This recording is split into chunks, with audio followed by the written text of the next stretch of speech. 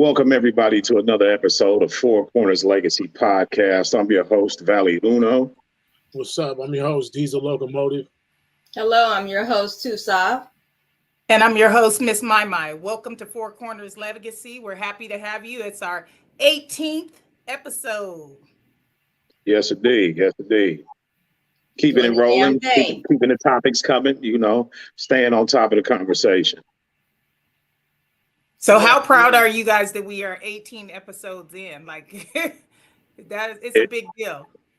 It feels good, especially when you think about the consistency of it. We're 18 episodes, but even on the Super Bowl week, we still tapped in and did a segment. It just wasn't an actual show, you know what I mean? So technically, if we was to count that, this would be 19. Okay. Yeah. Well, how's everybody feeling today? Feeling good. Feeling good. Happy to be here. I'm happy that I didn't have to work yesterday or today, so I kind of was able to mentally prepare for the show. I hate when I have to work on Saturdays because then I don't feel rested or ready for the show. I'm just like, it just goes into the workday. So I feel relaxed. How about y'all? Yeah, I'm relaxed. Wish I would have had more sleep. I got a toothache. More sleep. You look well rested though, bro, this week. You look more up than you did last week. You looked like you were tired last week. You had a better work week? No, actually it was probably a rougher work week. Was it? Yeah, see, I got off easy. I wound up not having to work yesterday, even though I was scheduled to work, but like I said, I got off easy. Shit, I wasn't mad about it. Well, if you guys haven't already, go ahead and check your destinations and make sure that you guys have opened it to the public so that everybody can tap in and see our greatness. I love y'all, but I ain't checking shit. Okay. This boy. Exactly.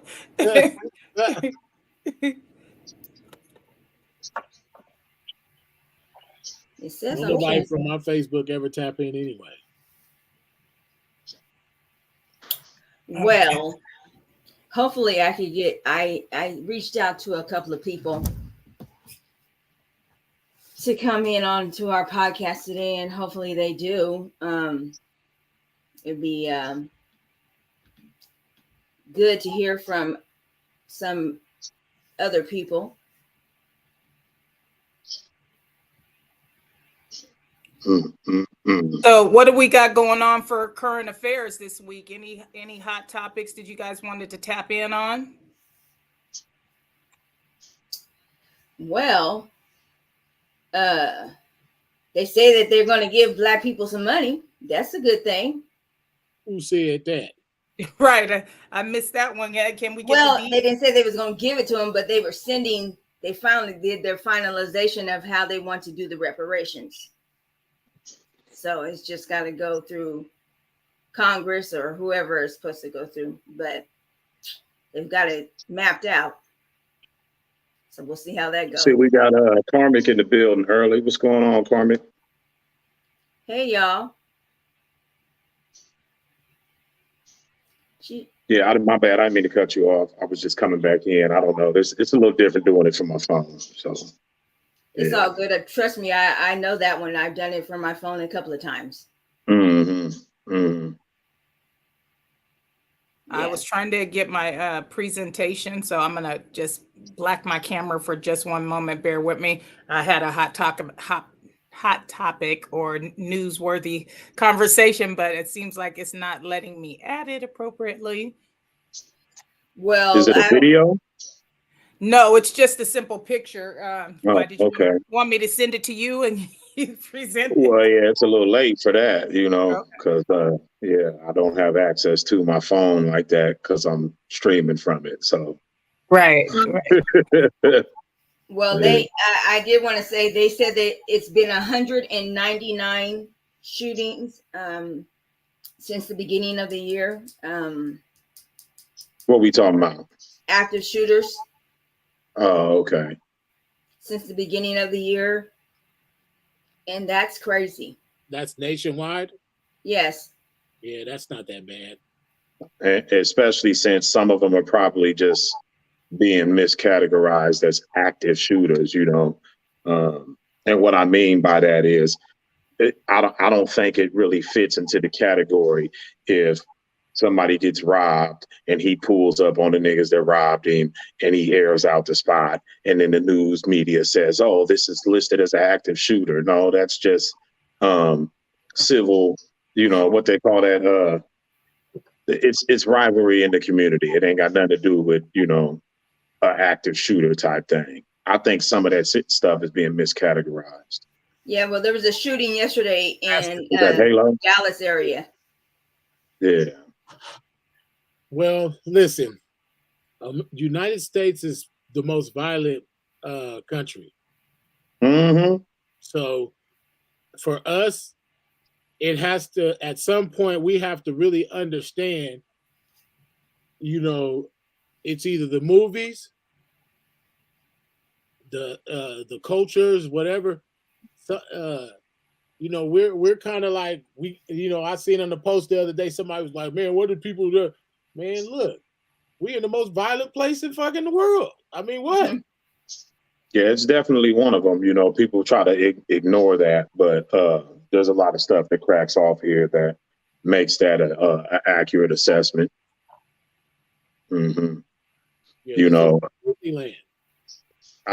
so it was national news with the thing with the dude that was stabbing people out in Davis or whatever, right? He stabbed like 3 people, 2 of them died. So a serial killer with a knife. Basically. And the reason why I felt like that was a big deal is because everybody talks about gun control and making people safe and this, that, and the other. This dude demonstrated that if you ain't willing to fight for your life, it doesn't matter if it's a gun, knife, baseball bat, whatever it might be. We live in a society where there's crazy ass people that'll come do something to you for, you know, what appears to be no reason. So, you know, if there are people that would like to be able to shoot this knife wielding son of a bitch, let us do that. Quit trying to take guns out of our hands if you can't stop the violence. Because if you want to take gun control away, so now nobody's got no guns, but here come these dudes with the knives. You know damn well they're never ever going to push a campaign that says take knives away. Right. I'm gonna Google it really quick. How many people died by knife in the United States this year? Since they want to play. What up, Wong?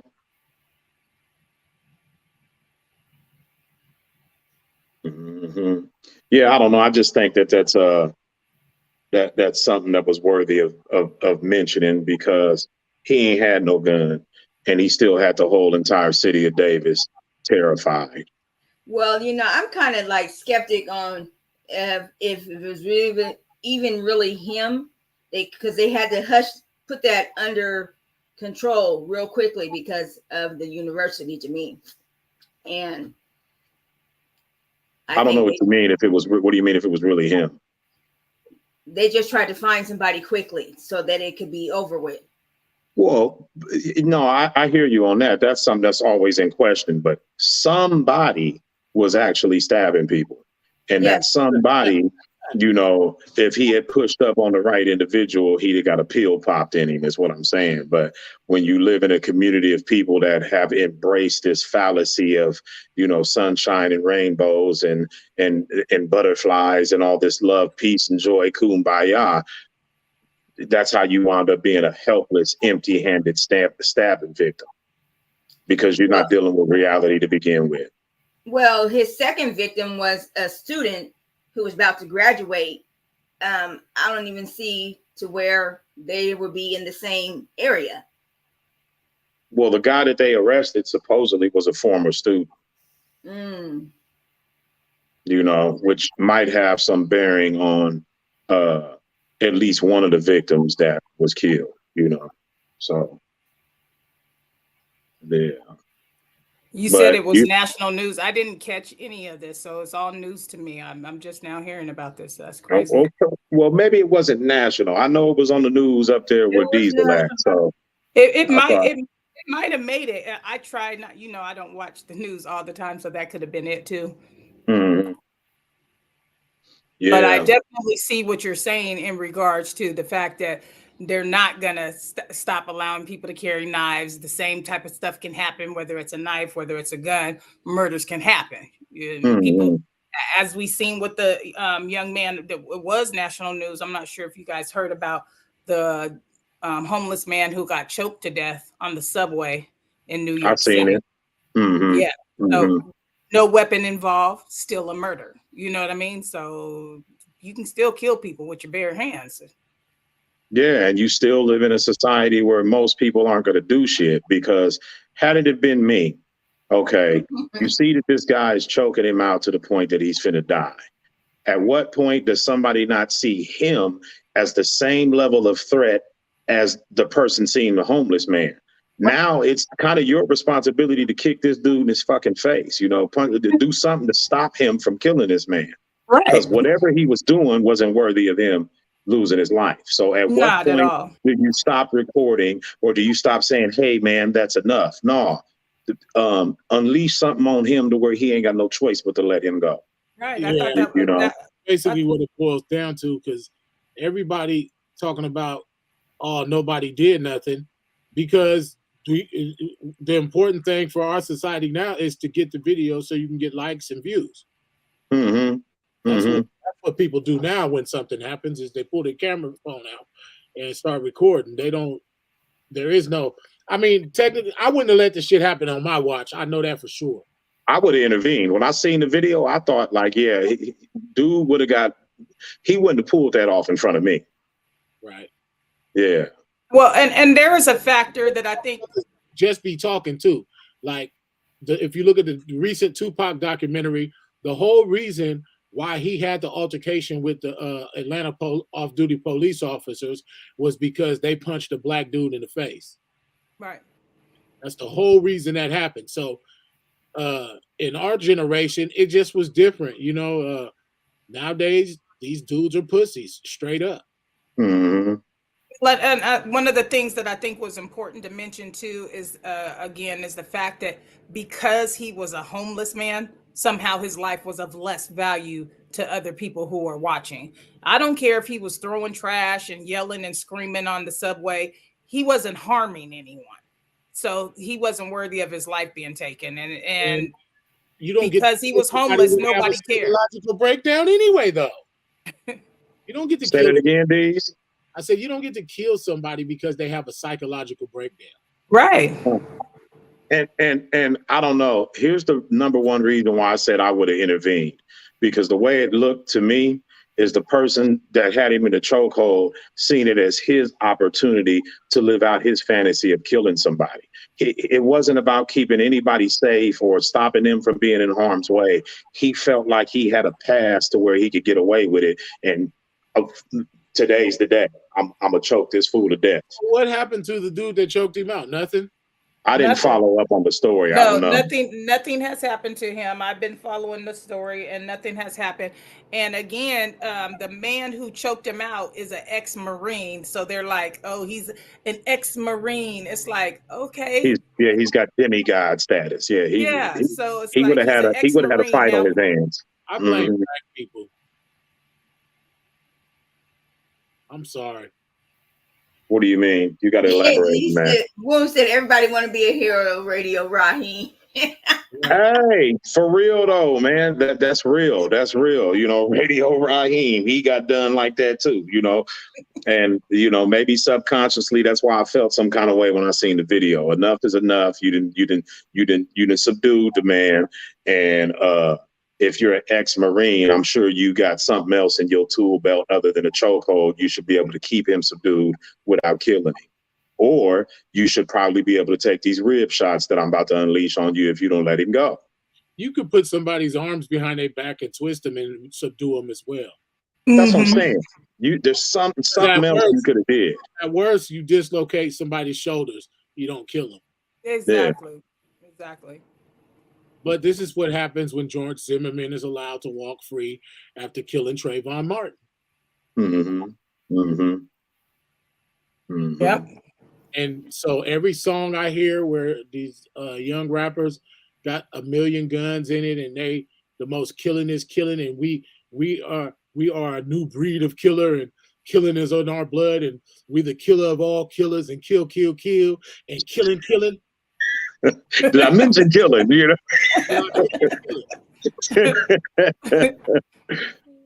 Oh man. That's why I blame blacks, because we talk all that killer shit, and then we sitting up just like it's 1843 or 1553 or whatever you want to talk. We sitting up there like we outside of the slave shack, and one of the motherfucking slave masters just choked out and killed one of us. Yeah. Yeah. We still No, I hear you. 23. That shit lame as fuck. Mm-hmm. Mm-hmm. No doubt. Yeah, that's what the little that's what the beef with Jay Diggs and Oh yeah, that shit wild as a motherfucker right there. You heard that song? Oh, with him and Wack? Yeah. Yeah. Yeah. That nigga had his booty on the internet. But he told him, he said, "Pull up, I'll whip your butt." I got digs on that one. Yeah, yeah. Just if you seen him, just the way he kind of bounce around when he's talking, he looked like he ready for it. I think he'll whoop Wack. You know what I'm saying? That's just my opinion. Oh man, yeah, no, but the one thing about that, and I mean, it is what it is as far as how it was responded to. But the one thing about that I would say is, it's an embarrassment to see a grown ass man like Wack 100 running around, making a career off of minding other men's business and talking wild shit. I can't respect it. He's 46 years old, I think. Yeah, he ain't no youngster, that's for sure. And even then, it still wouldn't be cool. But it's even an even worse look because of his age.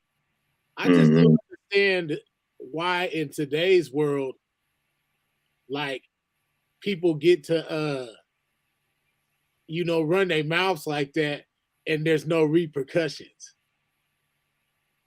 Well, I'm gonna tell you why. It's the invention of the miniature camera. They're everywhere. Right. See, there was an era in time where when you caught somebody slipping, nobody knew or nobody seen except for somebody who might have been there when it happened. Outside of that, the rest of the world didn't see it. And that ain't the case no more. So it just makes you like, what is this really worth? Right. Yeah, you get something can happen 5 minutes from now and it'll be across the world 5 minutes later. That's real shit. Mm-hmm. That's real shit. Yeah. But I just feel like if you say you gangster of the world, right? Gangster Bloods and all this old stuff, and you super turned up, prison background, and you the man like that, what's wrong with niggas getting in the ring and putting on, with or without gloves, just get in the ring? If you really, because if you talking that shit, you gonna whoop ass and nigga fuck your mama and all this old shit. You have to understand that that's I'll break your face talk. But see, that take your fat mouth real quick. But Right. to throw some things behind it is not what's going to happen. People fat mouth all the time. Yeah, I do this. Oh, I do that. Oh, you'll sit your ass down. These niggas now, they talk that shit, and if you roll up, nigga, talk that shit, nigga, I'm trying to bait you in the way you roll up, and we get to shoot you and make an example out of you. No, nigga, I'm gonna catch you with your motherfucking pants down. That's the cowardly way, is to shoot somebody, because anybody can shoot somebody. Not anybody can whoop somebody's ass. Right. I don't want to shoot you. I want to beat your motherfucking ass. Oh, Lord. And talk. One of them good old fashioned ass whoopers. You said, fuck my mama, nigga? You said, yeah. You know, that's how Diggs need to get on him. He need to get on him and talk every blow to him. Yeah, something needs to happen with that dude though. Real shit. You know, it goes back to something that Nipsey had said in an interview one time. I think they was talking about 6ix9ine or something like that. But he was saying that, you know, it's partly our responsibility is to, you know, just stop even giving in any attention to the clown shit. You know what I mean? Somebody on some clown shit, they on some game goofy type shit, leave them where they at. We ain't even supposed to be paying that no attention. Right. You know, imagine if Wack got on the internet talking all that crazy shit and nobody responded to me. We wouldn't even be talking about him right now. Because the reality is, like I said, if you going out of your way to mind another man's business, the last time I checked, that's behavior that is to be expected from a woman, not a man. So you already out of line. Yeah. Well, You not know, all women are like that. you're missing the point, though. It's I get natural what for you're a saying. woman to mind a man's business because that's the opposite sex, is the point I'm making. I got you. Yeah. But Woon said niggas don't want to lose on camera, which is true. You know, it'll never go away.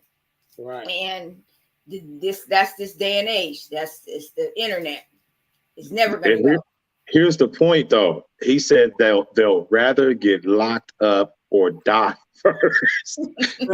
That's the crazy part. Like, man, I don't know. The way we was taught, man, you can't really lose a fight once you show up. You get credit for getting it in off top, you know? Yeah. Muhammad Ali got his ass whooped on TV. Mike Tyson got his ass whooped on TV. Roy Jones got whooped by Tarver a couple times on TV after doing big shit talking. You know, life goes on. An ass whooping only for, and I'm gonna catch some flack because I'm gonna say what you said.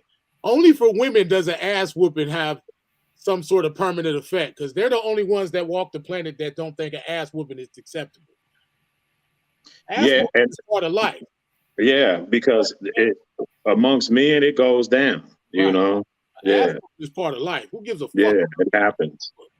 Matter of fact, because here's the thing: if they did square off and they squabbed, right, and Wack knocked Diggs on his ass cheeks once, and then Diggs get up and knock him down, either way it goes, at the end, there's gonna be some sort of respect. Even though they didn't have an ounce of respect for each other, at the end, there's gonna be some sort of motherfucking respect. Yeah, even if it's silent, even if it's not spoken. Right. You know, it's going to exist, you know. Did you guys see that video where the girl's at the gas station and the other girl walks up to her and she's talking shit to her like, get out the car, and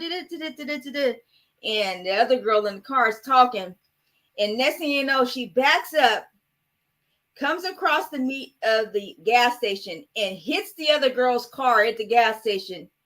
And then speeds off. That's what the dut was. She was saying, I dare you to hit my car, bitch. That's what the dut was.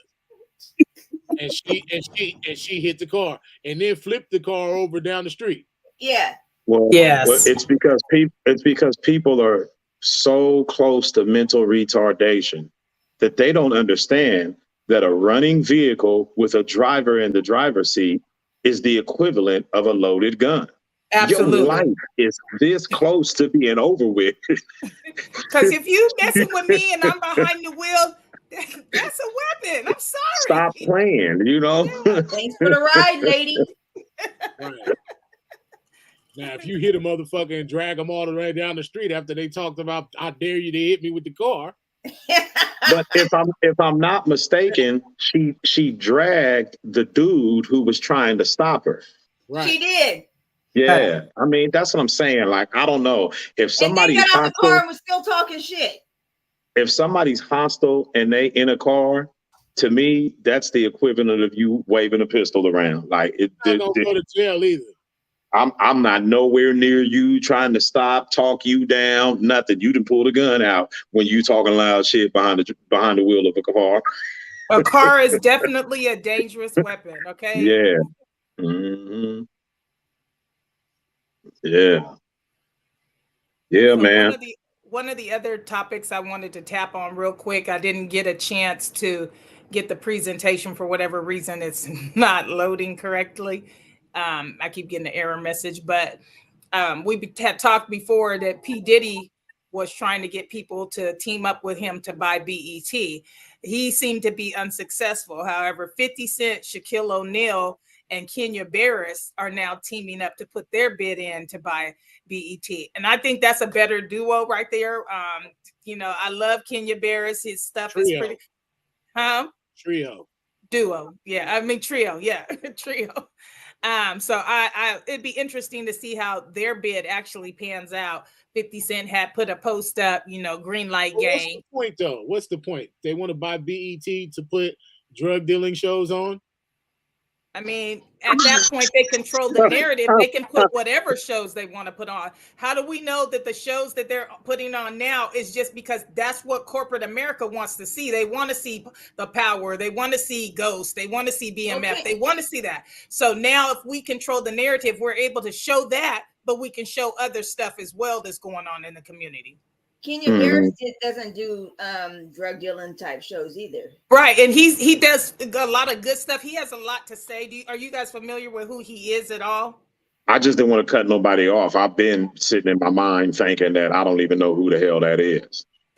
He's the one who's produced Blackish, Grownish, Black as Fuck. He also okay. That explains it because none of that shit. I couldn't relate to them shows. Yeah. They were. Hey, look, they were cliche black.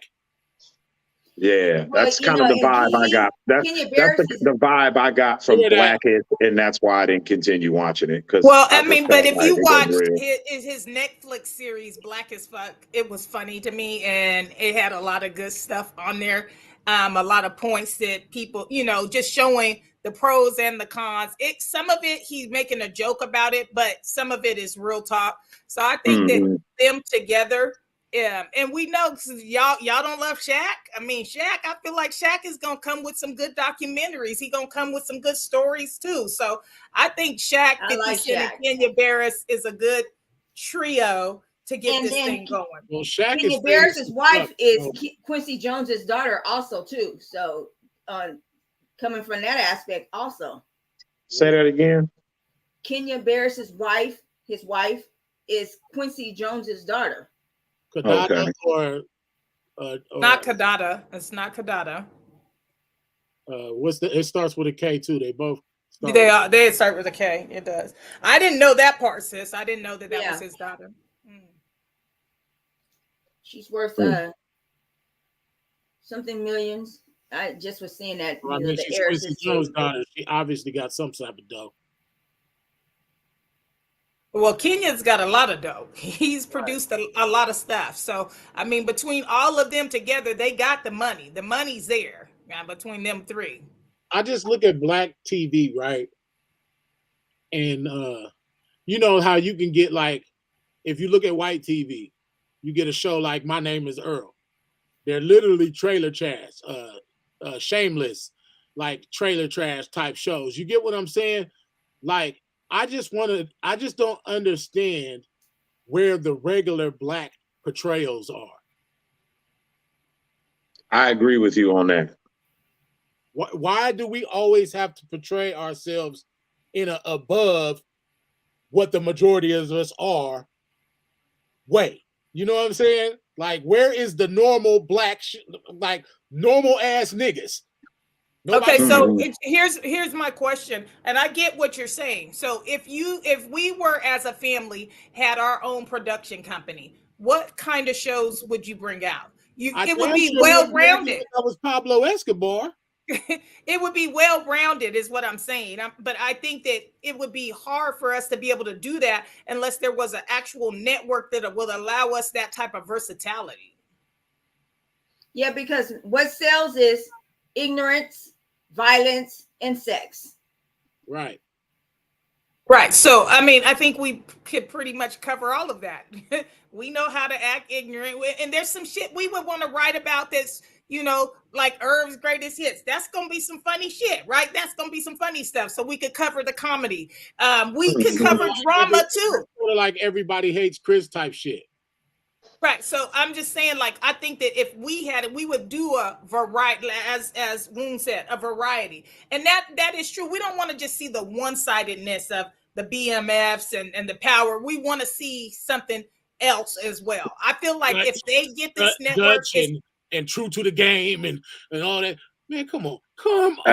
Hey, I didn't even peep this until now, but he said they about to pull they about to pull all Tubi movies on there. I don't know if y'all are up on Tubi, but I'm talking about B- ass movies. I mean, like, just they got like 2-3 movies worth watching, and then the whole rest of the selection is trash. And see, I don't think 50 gonna do that. 50's not gonna do all Tubi movies. I don't even know what Tubi is, but I know 50 ain't putting out no low budget shit. Tubi is. I'm saying Tubi because they got hella B movies on there. Like you put a movie on, and after you get the initial introduction to all the main characters, you realize that you don't even almost come close to pretending to recognize none of these niggas from nothing. Right. They ain't. That's what I mean when I say, I don't know, them Tubi. So you're saying that it's just a bunch of D-list actors on there. And trash movies that if it wasn't for Tubi, nobody would ever even get an opportunity to see them. They got shit like Double Take with Eddie Griffin and Orlando Jones. That's why I said they got a few titles. They got but the majority of it is trash. But they got shit that you'll never be able to see on Netflix. Netflix is all agenda shit. Propaganda. Yeah, Netflix is 100% agenda shit. Yeah, I agree with you on that. Yeah. Hey, Ben Pretty. So is Hulu. Hulu is 100% agenda as well. Mm-hmm. Okay, but speaking about platforms, have y'all got a chance, any of y'all, and I'll be disappointed if y'all say no, got a chance to look at this Tupac documentary that's out? I've seen clips of it. Is that the footage where he's on the panel with some Caucasian people talking about some stuff as well? They said that it's newly released footage. I don't know if that came old. It's from a what they call that, where you sit in front of the people in not defamation. Come on, man, legal jargon where you have to sit in front of the people. It's a debate. No, it's legal. It was a deposition, I think is what he's trying to say. Deposition. Okay. Yeah. It was a deposition. Yeah. So you can't be disappointed because you can't assume that everybody's looking at the same shit you looking at. I didn't even know it was a new Tupac documentary out. Oh, Dear Mama. Okay, so Dear Mama. Never heard of it. I have seen this. Clearly, you have to look at it. Okay. I definitely will. And what network is that showing on? That's on Hulu. On Hulu. Okay. Perfect. Okay. I'll step right back in. I gotta go put something on my tooth, y'all. It's done by Alan Hughes. Just turn your camera off. It's done by Alan Hughes, which is one of the brothers that him and all them Thug Life niggas jumped. Okay. The Menace to Society said. Mm-hmm. But it's got his auntie in it. It's got his dad in there. It's got some shit from Shock G and different motherfuckers that knew him, Money B, or whatever, just people all the way along the way. Good. But it talks about how his mom was one of the Panther 21 or 26 or whatever in New York, and how she beat her case, and it talks about all the little legal problems he was having. And I don't know. It's like time and time and again. This is why Tupac is on another level as from these other rappers. This is why he was what he was, Yeah, it says. I'm excited to see it now because I pride myself on being the #1 Tupac fan. So for me to have not seen this, I'm slipping. What up, Miko? We see you in the building. He says they released some new information and insight on the upbringing, and on top of that, a lot of released political prisoners speak on there too. So, Deep. I mean, Nice. Super deep. It is a deep documentary. yeah, just those two elements right there, I think makes it worth taking a look at it, you know. Absolutely. Absolutely. Yeah. So Yeah. just to update you, Khalil is at home and ready, and so are the twins. I sent them their things as well. So Yeah, well, I see we got Olivia on standby, so I kind of was just waiting until we could get whoever else is joining to go ahead and join. That way we can get the conversation going on a balanced level. So Yeah. okay, yeah, so if you're watching Khalil and the twins, y'all can go ahead and jump on. Yeah. have you sent the link to Khalil already? Yeah, I sent it to him and Olivia together. Mhm. Okay, so hold on. Let me just tap in with the twins real quick.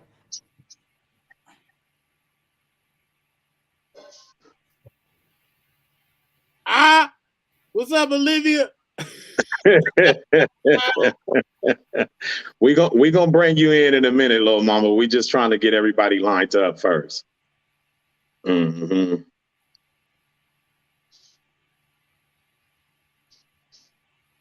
Yeah, so I hope to all the young people, I hope y'all got your thinking caps on, and yeah, because we want to have a conversation. It's basically it's important for us to have an understanding of how you think and how you view the world. We can't just say that we're the leaders and we telling y'all everything. There's elements that we don't understand without the young people's viewpoint perspective. So be sure to be ready to express yourself.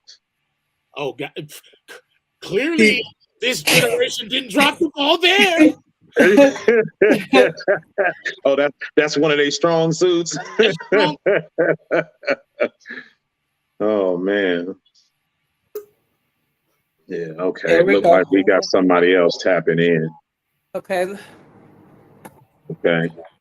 Okay, so I'm assuming that the twins are gonna share their Yeah.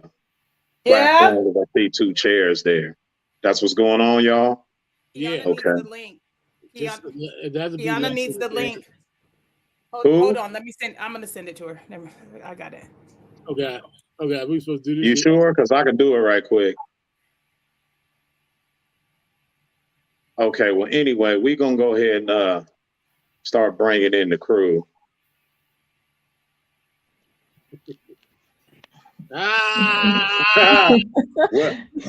What's up, everybody?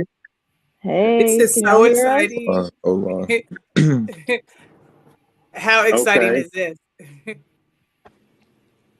Yeah, so now that we got y'all in here, I mean, at any point in time, you can feel free to introduce yourself and just tell us a little bit about you. Clean off your cameras, twins. Clean off your camera. They just the light is in the back, Maisha, and that's okay. why it looks that way. Okay. Yeah, so y'all could just introduce, Matt, we'll make it simple. Just give us an introduction, your name and your age and your location in the United States. My name is Cool Daddy Khalil. Am I supposed to go first? Okay, my name is Khalil. Yeah, let's let the youngest. Yeah, let's go. Let Khalil go Okay, first. youngest, oldest. Okay, my name's Khalil. I'm Miss My 916. I'm her son. And I live in Sacramento, California. And how old are you? Welcome, son. What happened to her? And I practiced this voice overnight.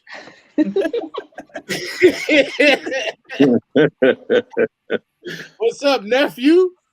So, where's I don't know. It says she disconnected. I think something happened. She was probably having. It looked like she was having some phone issues. Yeah, it looked like she was messing around with her phone and then she disappeared. So hopefully we'll get her back in a second or two. But yeah, ladies, y'all want to go ahead and introduce yourselves? Well, I'm Jashay. I'm 24 years old and I live in Durham, North Carolina. Well, I'm Jashelle Briggs, 24 years old as well. We are Miss My 916 twin daughters. We're in the middle, and we are both in Durham, North Carolina. All right. Well, we're glad to have y'all. Glad to have you Welcome on. to the show. Welcome to Did the you show. were you able to get that link to Kiki? Kiana? Yeah, I sent it to Yeah, I her. sent it. Oh, okay. I'm All right. gonna resend that to Olivia because I don't know what happened. Maybe that might be what's going on. She can't get back to the link, so I'm gonna just resend it real quick.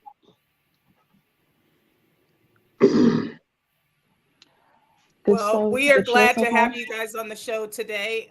Today we wanted to, like your uncle said, a little bit from you guys goes a long way because we can't just be the only ones thinking we know everything. We're older and we're wiser. Your guys' input, your guys' conversation, it means a lot. Yeah, bring them on in. This is good. This is good. But yeah, before we move on, I did just want to say it's crazy how the so-called #1 Tupac fan wasn't aware of the new documentary. That was just crazy. So we're gonna come out the wow. rip trying to size Right. me up. Don't do that. Oh, Yeah. Son. Don't do that. He woke up and chose violence. That's why I said Every day. I would be Every highly day. disappointed if I'm the only one that knows about this documentary and been watching. Introduce yourself. Oh, hello. I'm Kiana. And tell us Y'all how know old you are. everybody else doesn't. And how old are you? Oh, I'm 28 and I'm in Sacramento, California. All right. Bet. All right. Oh, Okay. This is frustrating because I don't know, because I'm on my phone, I'm limited to what community. Oh, he's Whoop. gone. that was fast. Whoop. We lost them both. Whoop. That didn't end well. Nope. He didn't even get Oh. it out. Okay, Oh. so what are you guys gonna talk about? I mean, like, what are some of the things that's going on in your guys' young world? Well, you guys were just talking about, the violence in our communities. And as a teacher right now, I definitely can relate to being nervous about being around a lot of young people because they are very unpredictable right now. And you don't know who's going to do what and who's going to let their emotions take over them and, turn it into a dangerous situation for everybody. So that's something that I think we should talk about, everything that's going on in the schools. And like you said, just young people these days, you really don't know what they're going to do. Mm-hmm. So what do you guys feel? I wanted to ask you, I had a direct question for you guys. What do you guys feel about these kids that get their phone took and think they have the right to like just go off and go ballistic over the phone getting took from them at school? I think it's very inappropriate. Like, it should never be that serious. Like, if you were doing something to get your phone taken, then just take the L, get your phone after class. Don't cause a big scene. It's just a phone. I don't feel like it's worth all the drama. Like, or get smarter about how you being on your phone and don't get caught. That's how I Right. feel. Yeah. No doubt. For me, I feel like I've seen both sides, so it really depends on the situation. Because sometimes teachers really do genuinely just be like tripping for no reason, or they get you confused with somebody else. But I got you, Liv. I don't know what she's got going on. But like Jashay said, like either be more slick about it or just don't do it in the first place. I feel like if you don't do something like that in the first place. But there is also a lot of entitlement along with it because they feel like it's their right and they have to, like addiction. They're addicted to their phone. So Yeah, because from the outside looking in, you guys very well know we ain't had no motherfucking phone at school. Exactly. You know what I'm saying? Exactly. So for us, I have zero understanding because I'm like, man, we damn sure, even if phones existed in that time, it was a different set of adults back then. And we ran shit at the school. You know what I'm saying? We'd have been either expelled we'd have been in continuation school behind the phone. You know what I'm saying? Exactly. And that's what's happening, actually. A lot of these kids are going down over their phones, but it's because, like you said, like our generation, we got phones eventually, right? But this generation from kindergarten, they have phones all the time. So like Khalil was saying, it's the entitlement. They were born with their phones.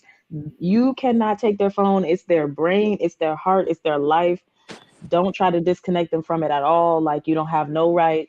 The parents barely have the rights. I've seen kids go at it with their parents about the phone. So like, as a teacher, I already know, like, yeah, you know, if I tell you to give it to me and you're not going to give it to me, keep it and leave. You're going to go. Goodbye. Yeah. Well, Because I think not a problem I want. the thing that I often think about when I see stuff like that with kids tripping over their phone is like, okay, you got busted with your phone. So forget about the phone itself. How important was the shit you was doing on your phone when you got caught with it? If you ain't got enough intelligence about yourself to say, okay, this is something that clearly could have waited, but I try to be on some slick shit and I got caught up.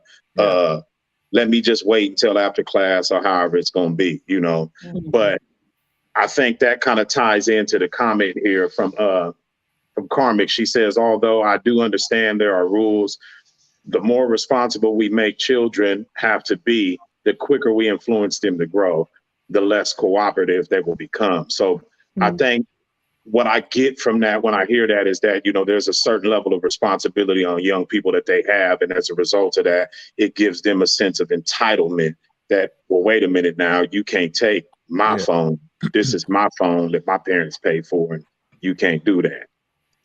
And I think the parents are sharing that sentiment, because nowadays I noticed it's like you can't reprimand my child in any way, shape, form, or fashion at a school. Basically, that seems to be the overwhelming take on, you know, I'm going to send my kid to this public school, and the public school is going to adhere to my kid personal, you know, right. Over, you know, this whole school system is going to have to take a back seat to my kids' needs, basically, or my kids' wants or desires or whatever.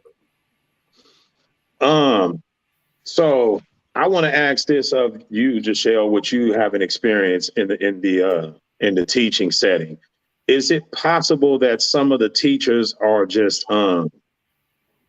not giving consideration to the fact that the phone is more than just a phone, that it might be being used for something other than communicating with people at a time that they're not supposed to be? You know, do they see the phone and automatically assume that this is what's happening, or do they give the benefit of the doubt that they might be using a calculator or using it for research for the class related subject? What are your thoughts on that? I definitely think sometimes teachers don't give students the benefit of the doubt on that. Like, you know, whether or not they're actually like, do they really need to text their mom? That's the number one excuse. Oh, I'm texting my mom, but are you really, you know? So sometimes you try to give them that pass. So it depends on the situation. If it's the first time, okay, whatever, put it away, you know, do it later.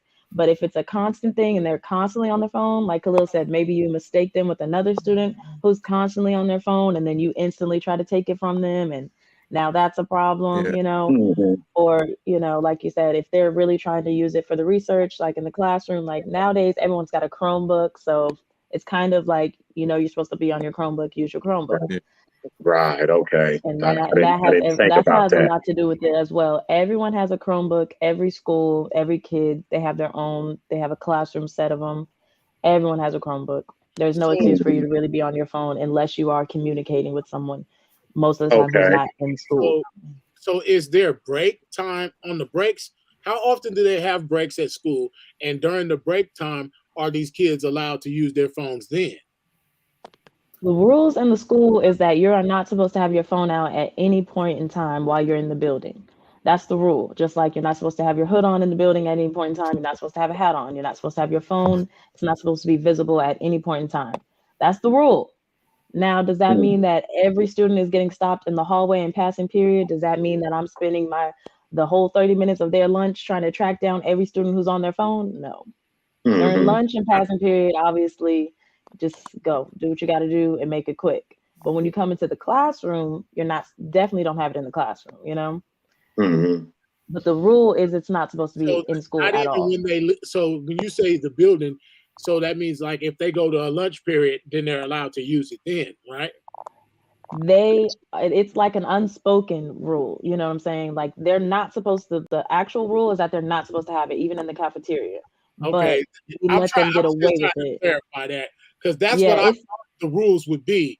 and that's why I That's don't. part of the problem. That's Yeah, part of the problem is that they know that like teachers are not hard on them in the cafeteria. Oh, you let me have it in the cafeteria. Oh, you see me in the hallway with my AirPods. But when I come in the classroom, it's a problem. So that's where the rules get kind of Yeah. messed up because the rule is you're not supposed to have it period point blank right. in the building at all. Okay, But when so we let you slide in the we move, cafeteria in passing I'm sorry. periods, no, you're good. Before we move on, I wanted to go ahead and give our other guest the opportunity to introduce herself. So if you can just tell us We your good. name and your age and your location, please. Okay, well, my name's Olivia. I'm Valley Uno's daughter. I'm 16 and I live in South Carolina. All right. Glad you could So- join us. Yeah, welcome. Glad that you could join us too. It's so good to see all of you guys' faces. Kiana, you've been kind of quiet on there. So what is your take on some of the things that are going on with students and having their phones in school, the involvement between interactions with teachers and students? Do you think it's the students are being mistreated? Do you think they're entitled? What's your take on it? Well, I would say it's just a respect level. When you go to school, if you know that's the rules, at the end of the day, you can't be upset at somebody for trying to enforce them.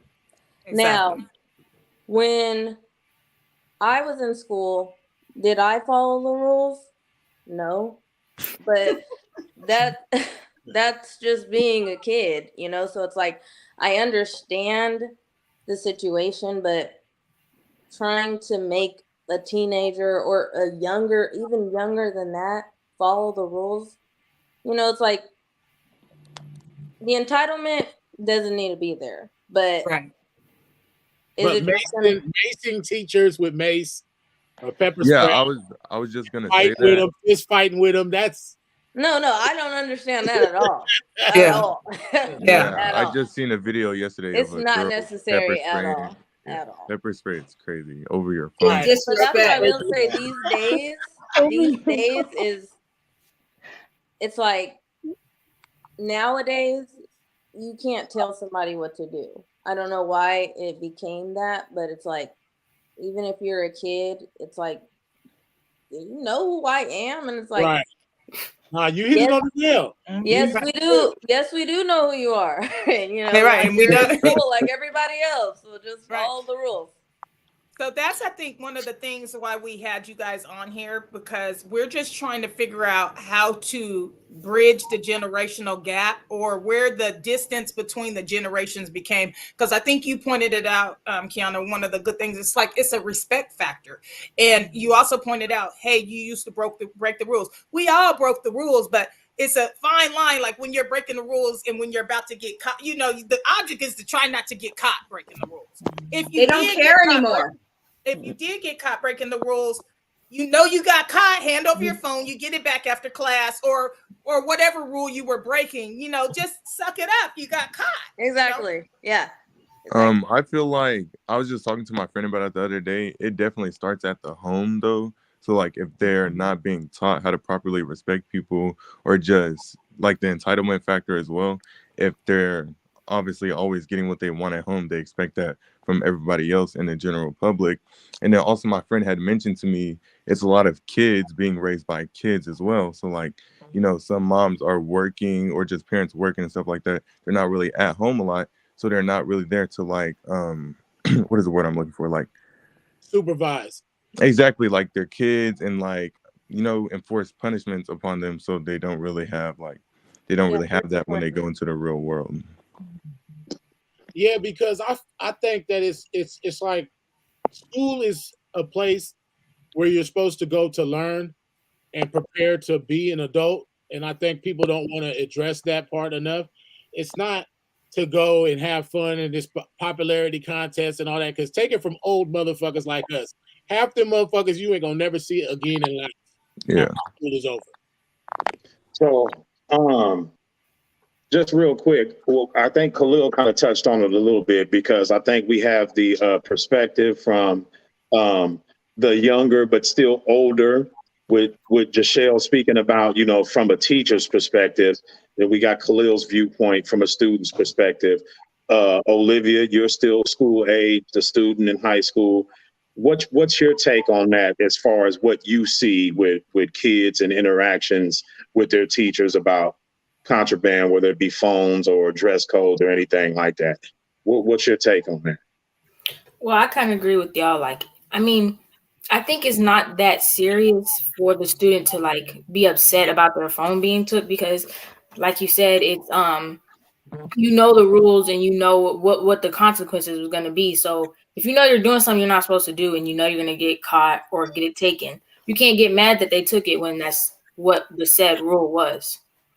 Mm-hmm. And so do you agree though, Olivia, that some of these things were instilled in you just to respect your elders? And you guys feel free to chime in. Like Khalil was saying, you know, it's a respect factor. Do you guys feel like because you guys were raised in a way to respect your elders that you guys understand that and some of the kids that you go to school with might not care? Yeah, for sure. Yes, definitely. I agree because as Khalil said, him and his friends said that kids are raising kids, and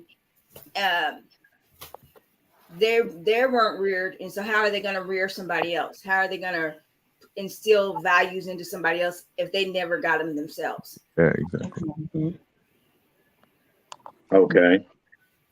Yeah, and I think that's probably a big part of it. You know, even people that might have had kids in their early 20s, depending on what their life setup is, you know, they may not have been mature enough to take on parenting at that time. And by the time they reach the level of maturity, there may have already been a whole lot of bad habits and mindsets that they instilled in their kids. Yeah. And it could be a struggle to try to get them away from that in the later years of the progression of their child. So I think there's a lot of factors.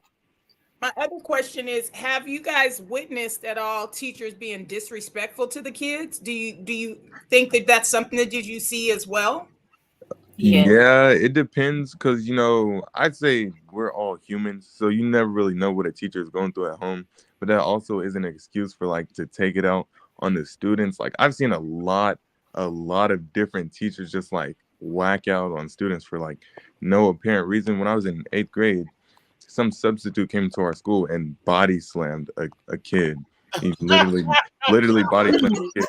And it was just like, it was never that serious. It was I remember like it was yesterday. It was Valentine's Day and the kid was trying to walk into the class to give this girl some flowers. He was trying to give this girl some flowers, and the teacher, the substitute was chirping or whatever, blah, blah, blah. He didn't have a Valentine. He didn't have a Valentine. That's what I'm saying, and that's not the student. That's not the student's fault.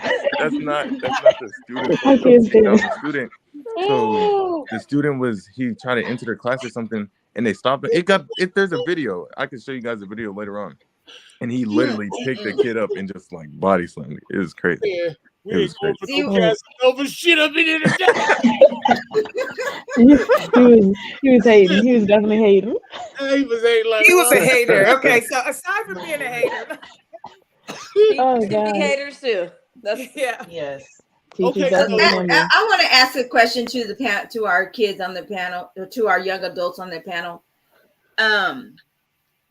What do you guys think is going to be the best way to get in touch with get what we're trying to get a point across to anyone who's younger than you? Because most young adults think they know everything and don't want to hear anything you have to say. So they ain't trying to hear nothing you got to say anyway. So how would you think someone should come across to someone younger than them, or or how they should be presented to? In my opinion, I just think that at the end of the day, if it's a kid or not, you should still respect the kid as well. Just because they're younger than you or they're still learning, that doesn't mean that they shouldn't be respected. So I feel like if you come at them in a respected way, they may respond better. But some people just come like it doesn't matter. They just have a blank slate. It's like even you could be talking sense into them, but it's like if they had that already in their mind that they don't care about you, they don't respect you, that they're not going to.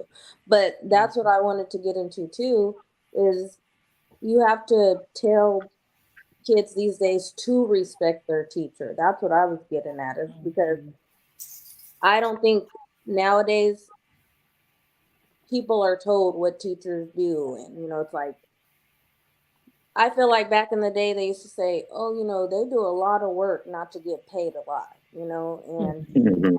nowadays no one really goes into that. And especially Mhm. after the pandemic and all that stuff, it's like they didn't have to continue to be teachers. They didn't. It was a lot of work, and they had to change a lot of things that they had to do, you know? So I just feel like if you try to teach your kid that, you know, just like Khalil said, everybody is a person at the end of the day, and they wake up every single day to teach you something. And it's like, that's the way that you have to look at it. But also teachers come into class with that entitlement, like, this is my classroom, so no one's Sit gonna down and do- shut up and listen. Exactly. Mhm. That's not respecting the kids at the end of the day. That's not. You're right. Those are the It's not a easier safe ones to space. deal with, though. I tend to like somebody who has pet peeves and stuff like that. In my classroom, we're not going to have any of this. In my classroom, we're not going to have any of that.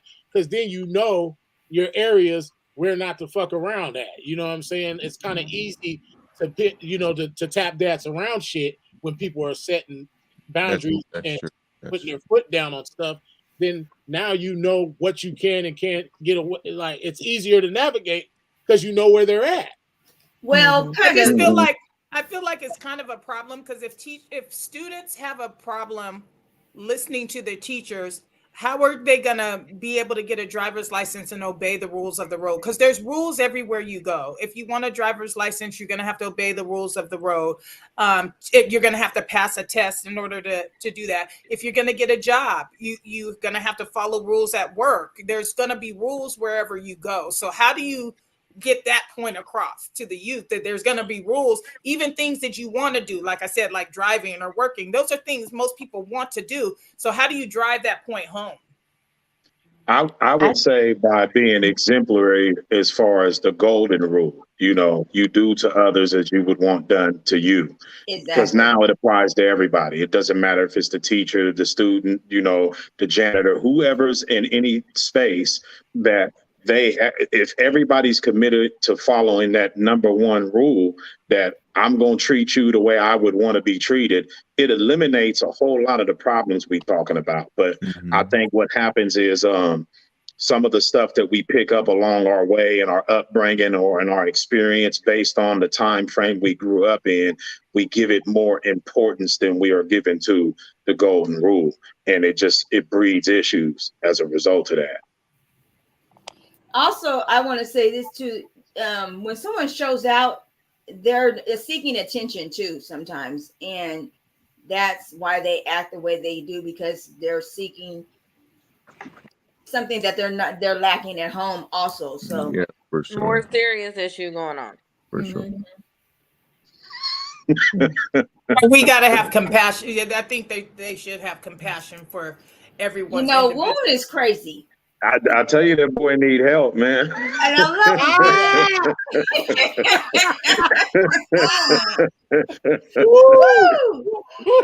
He said they should show the movie 187 with Samuel L. Jackson in the first week of school. I heard that. So for any of you young people on here that don't know about that movie, you should probably go watch it just to have an understanding. Sounds like a good movie. I love Samuel L. Jackson. Oh my goodness. To move a little bit away from some school topics, how do we bridge the gap in the family setting? Because, you know, as older people, we do the same thing. Sometimes as a mom, I'm like, I'm older, so I'm going to try to point this out to you. Some things are for your own good, but I feel like all of you guys y'all not smarter, but you guys know a lot at an earlier age. And so I respect your guys' opinion, but how do we unite in a family level from all the different ages so that there's not a gap in how everybody feels? How do we bridge that? Well, I think the same rule applies, like respect. And like with me, it would probably be like tone. Like it's how you come at the person. Like I don't want nobody like coming to me and telling me something in a stern or like I'm older than you or you got to do this type of way. I want it to be like a understanding between both of us, like where it's a level of like we can meet in the middle, you know. Mm-hmm.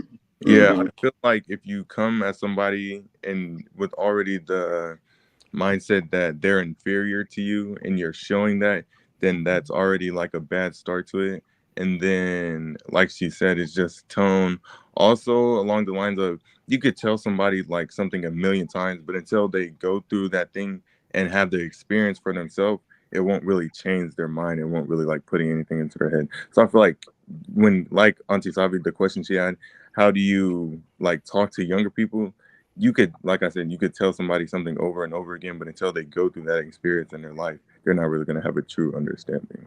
Sometimes experience isn't the best teacher, though. I mean, But Well, I feel sometimes like it's the only experience. I feel teacher. like experience is always the Yeah, I was best about to say, teacher. I don't know. If somebody told you that It's the getting best. shot in the stomach with a 44 Magnum really hurt super bad, Yeah, I don't need to be shot experience in the that. stomach with a 44 Magnum to figure that out for yourself. You know what I'm saying?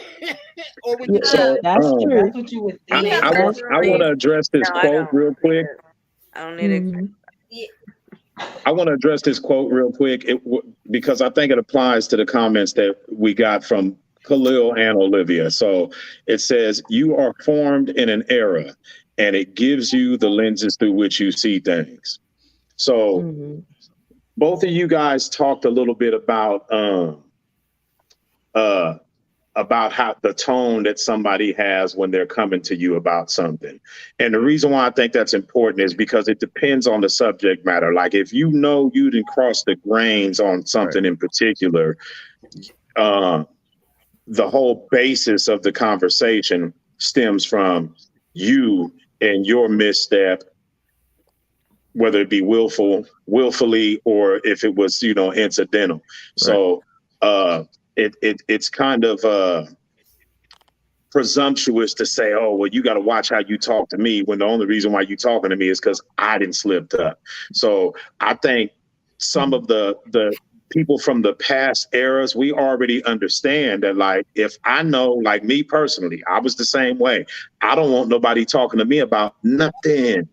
So I took responsibility for that, and I'm going to do is everything I'm supposed to do to the best of my ability so that I can minimize these type of conversations, because I know I don't want to hear it.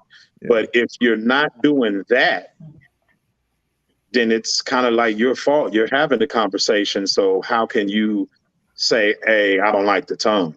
Yeah. If you disliked it more, you just took steps to prevent from even having this conversation. Right, exactly. You know, I get we have a comment, and it says first period should have a breathe and relax exercise that would help and set the tone. And I agree with that. If you people are high strung, you don't know what happened on the way to school or before they got to school or just before school happened. And once you get to school, you relax, relate, release, get your scruples together. I think that would probably be a better thing that they should do. I agree with that. Because like you said, you don't know what happens. Some people got to ride the bus and they got social anxiety or whatever the case may be. You know, they might be getting bullied.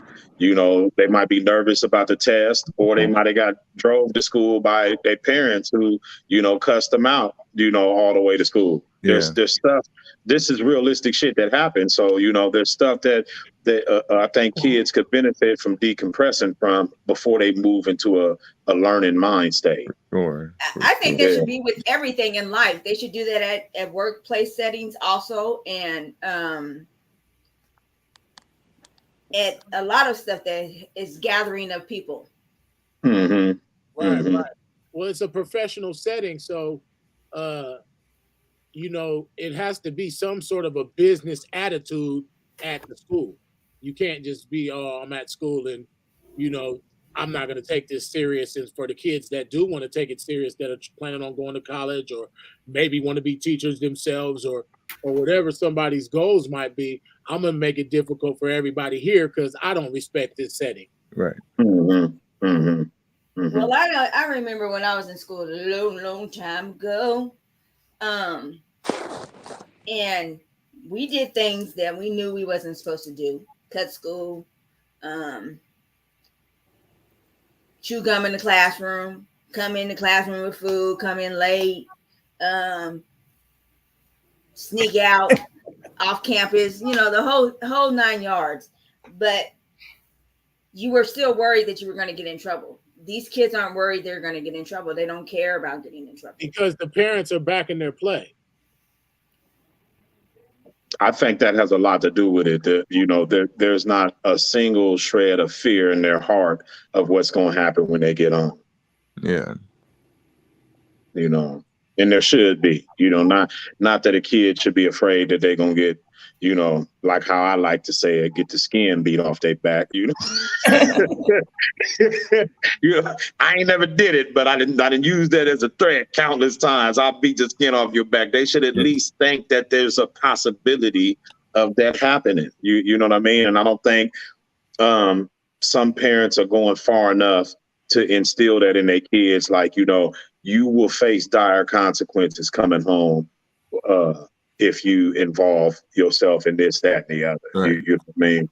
Yeah. In my opinion, school is easier than a job somewhere. So if these kids are struggling with school, then they got That's what coming when they get to that workforce. right. But kids are way crueler than adults. Kids are way crueler than adults. I couldn't be a kid right now going to school because it's so much different things that they have to battle with. Dress code, what your parents drive, where you live, how your hair looks. Yeah. Do you got this kind of purse or this kind of jewelry or the whole I think we had to deal with the same things. I mean, your parents pulling up in a raggedy Cadillac with a different colored door, that could be considered embarrassing. That could be considered embarrassing, but you got to deal with that. I mean, I don't feel like we didn't have the best clothes all the time. We didn't have, we weren't the worst dressed, but we didn't have the best clothes all the time. So I feel like we had to deal with the same things now. I was going to ask the panel too, the guest on the panel too. We always talk about the influence of social media. What do you guys feel like social media is having a huge impact on your guys' generation?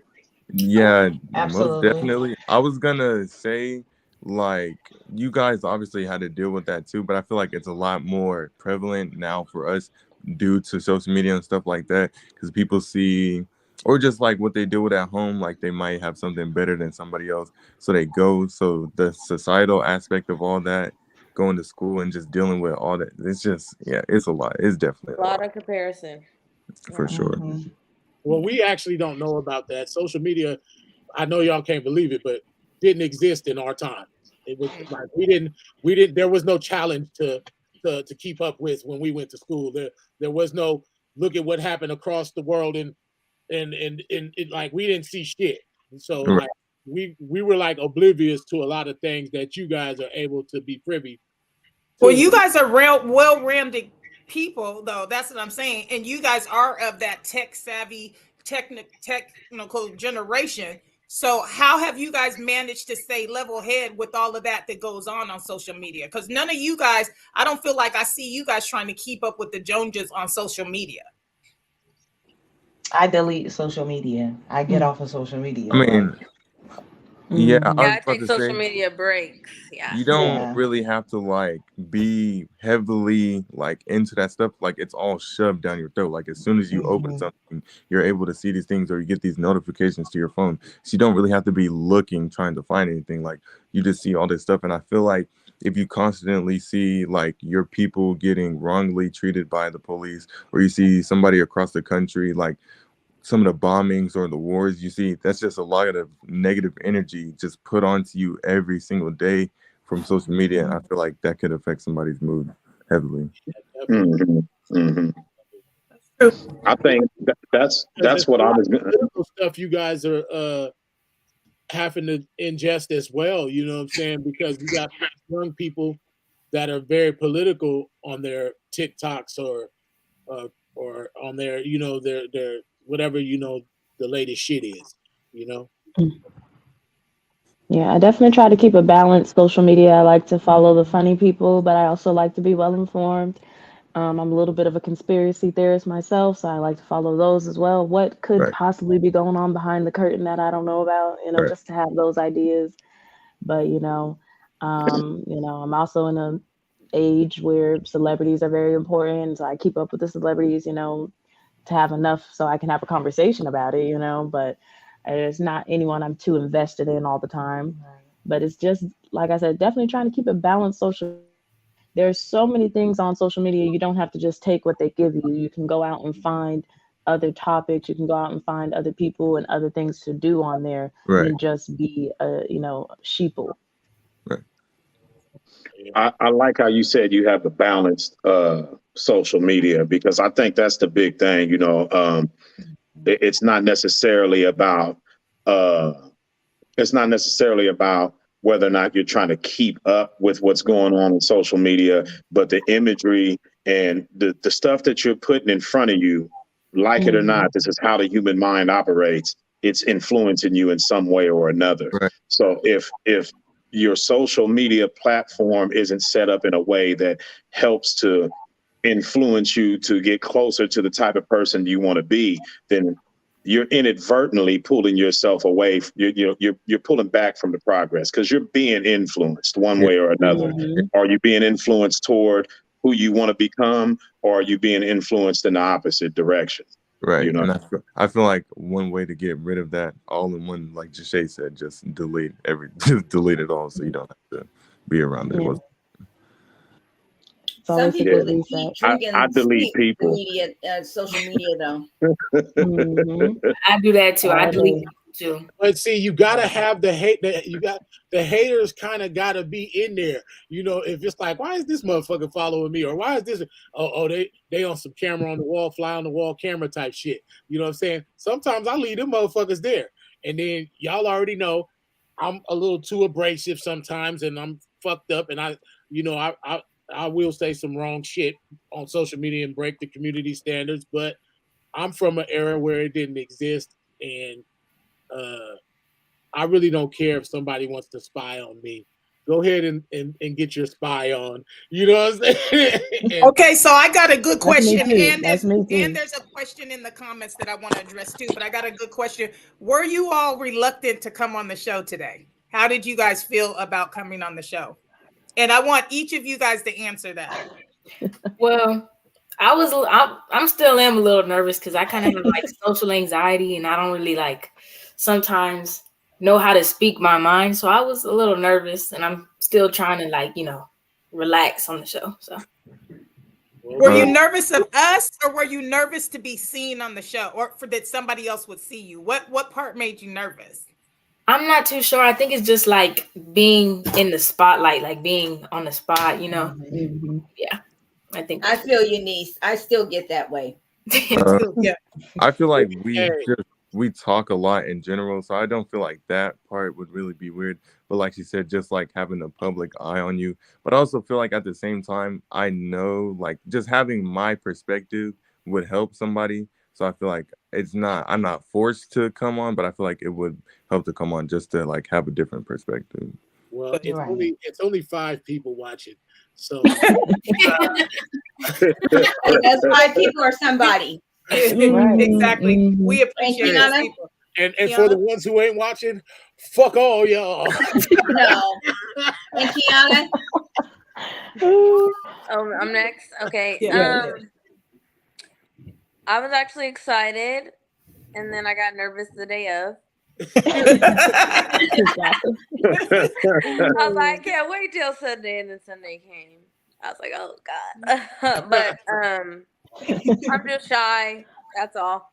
But I always love getting my opinions across. So once I'm woosawed, yeah, I'm good.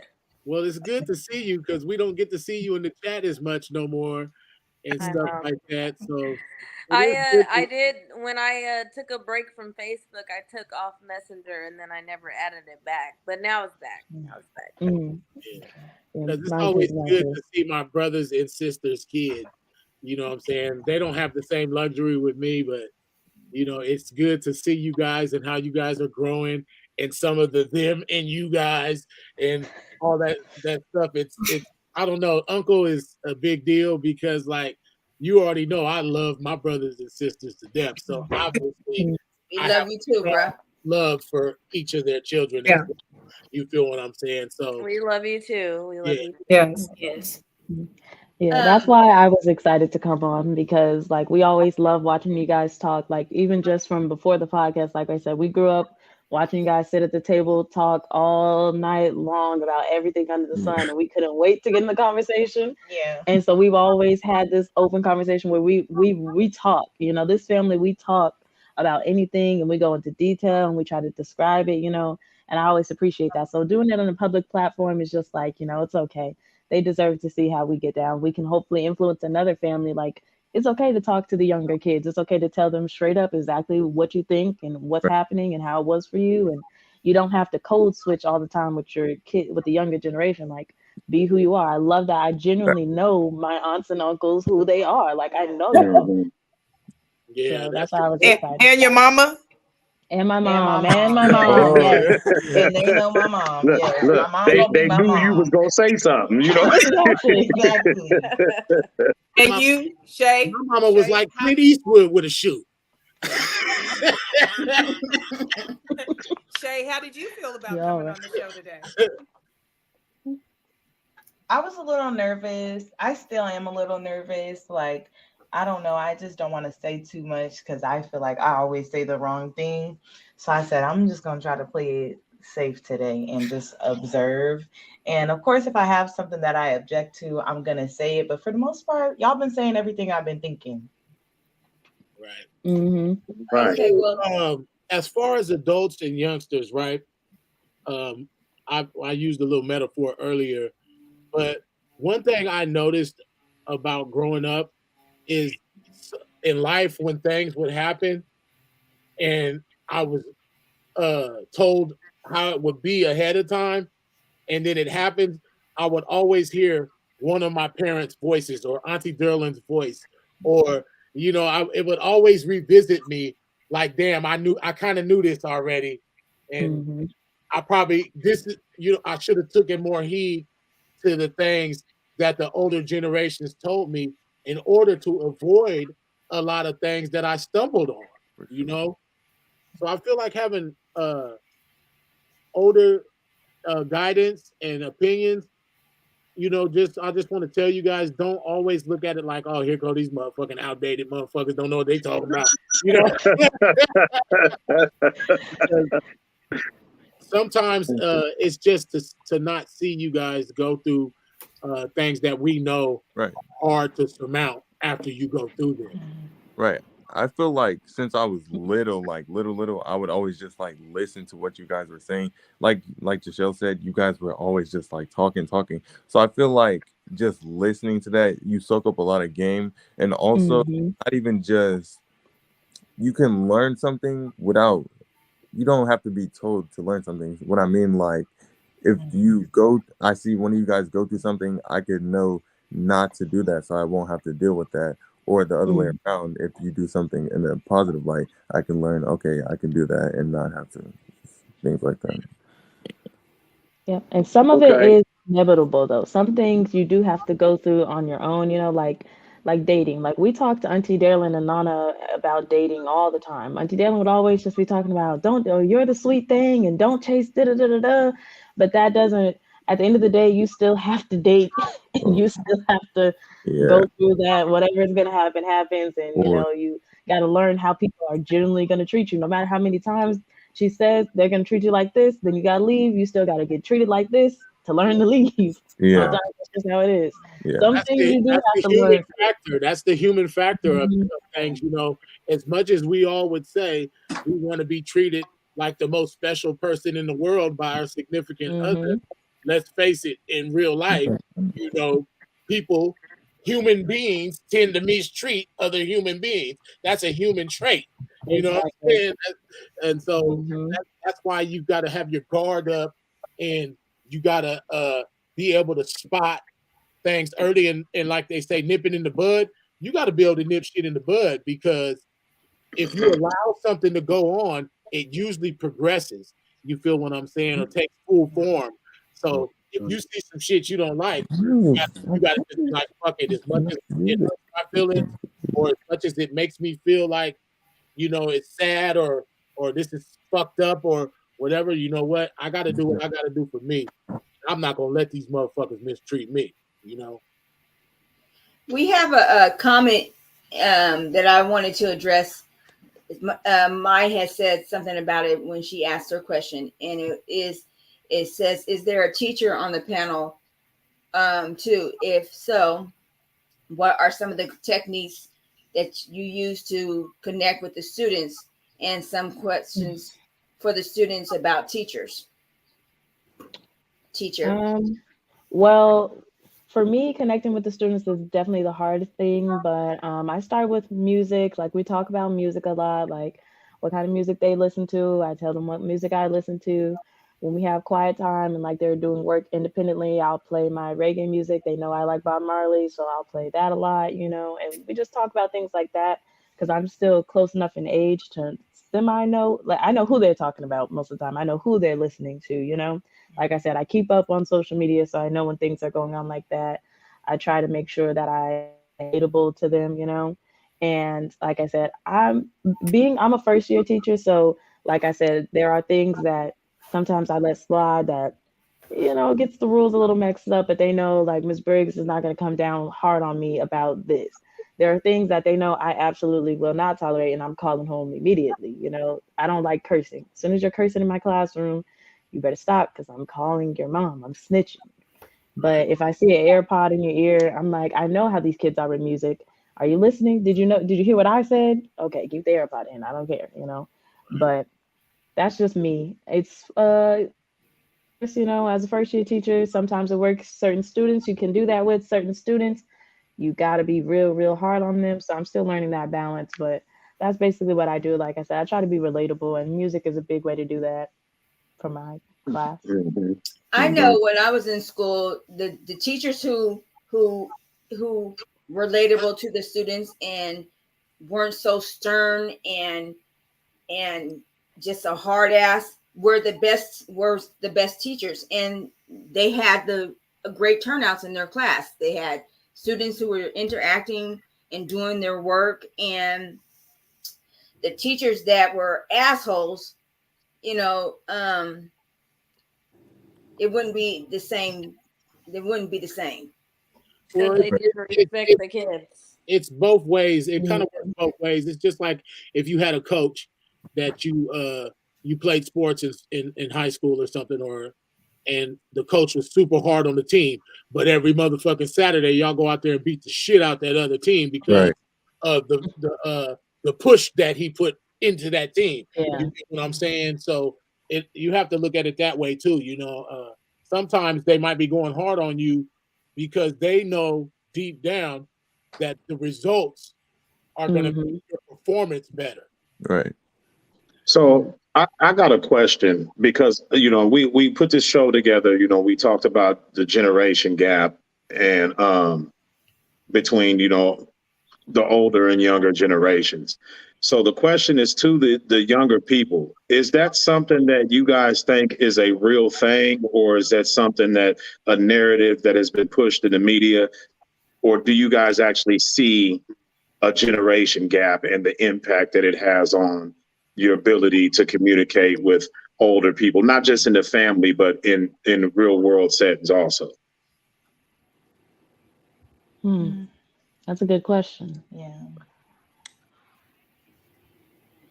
I don't know. I think the generation gap is real. Like when I'm sitting here thinking about it, like I said, with just like my students, and my students are my niece's age, you know? And so it's like, I'm like, I don't know where they come up with this stuff in their head or why they act the way they do sometimes, you know?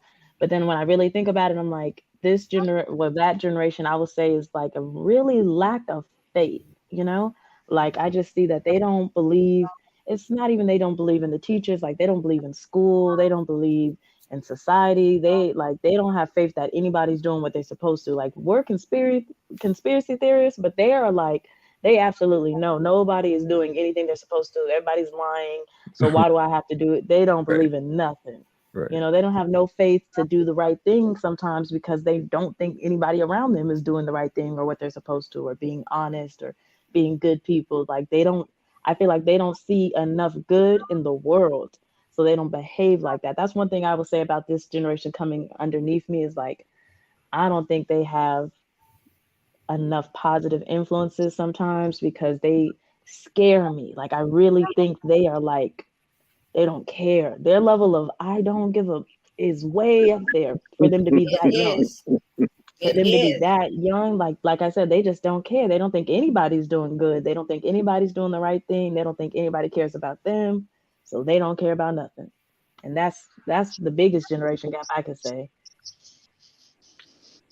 Okay. I want to go ahead and read this because I was looking up this stuff and, you know, I think some of it was relevant, but then I think some of it might be just ideas in people's heads and whether or not it is a realistic factor when we deal with people from different generations. But it says the generation gap is the difference in behavior, taste, and preferences between people of different generations. In other words, the difference between how young people, middle-aged individuals, and seniors perceive things. Excuse me. It also refers to how different age groups dress, arrange their hair, talk, vote, and etc. Sociologists say the generation gap is a cause of misunderstandings and arguments between different age groups.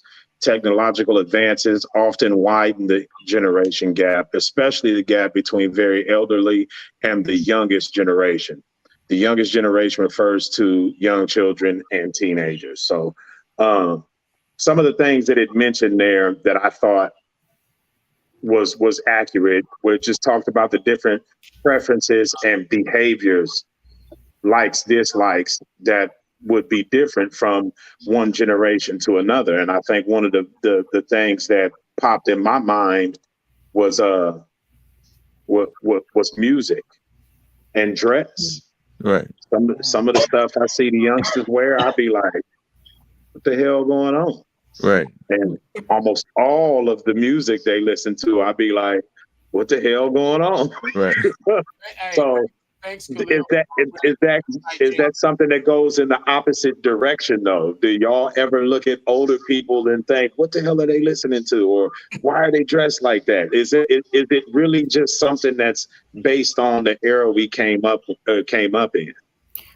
I don't really like look back at y'all and think that, like, no. I think it's just something that naturally happens. Like, I think every generation has a generation gap or whatever, and like there's nothing we could do about it. It's just something that happens over time. While with the world evolving, people are going to evolve, and there's nothing you can really do about it. I wouldn't judge you for, like, you know, the era that you grew up in and the music you were listening to. I'm not going to judge you for that because I know that it's a different time and we have moved on from that, you know? Yeah, exactly.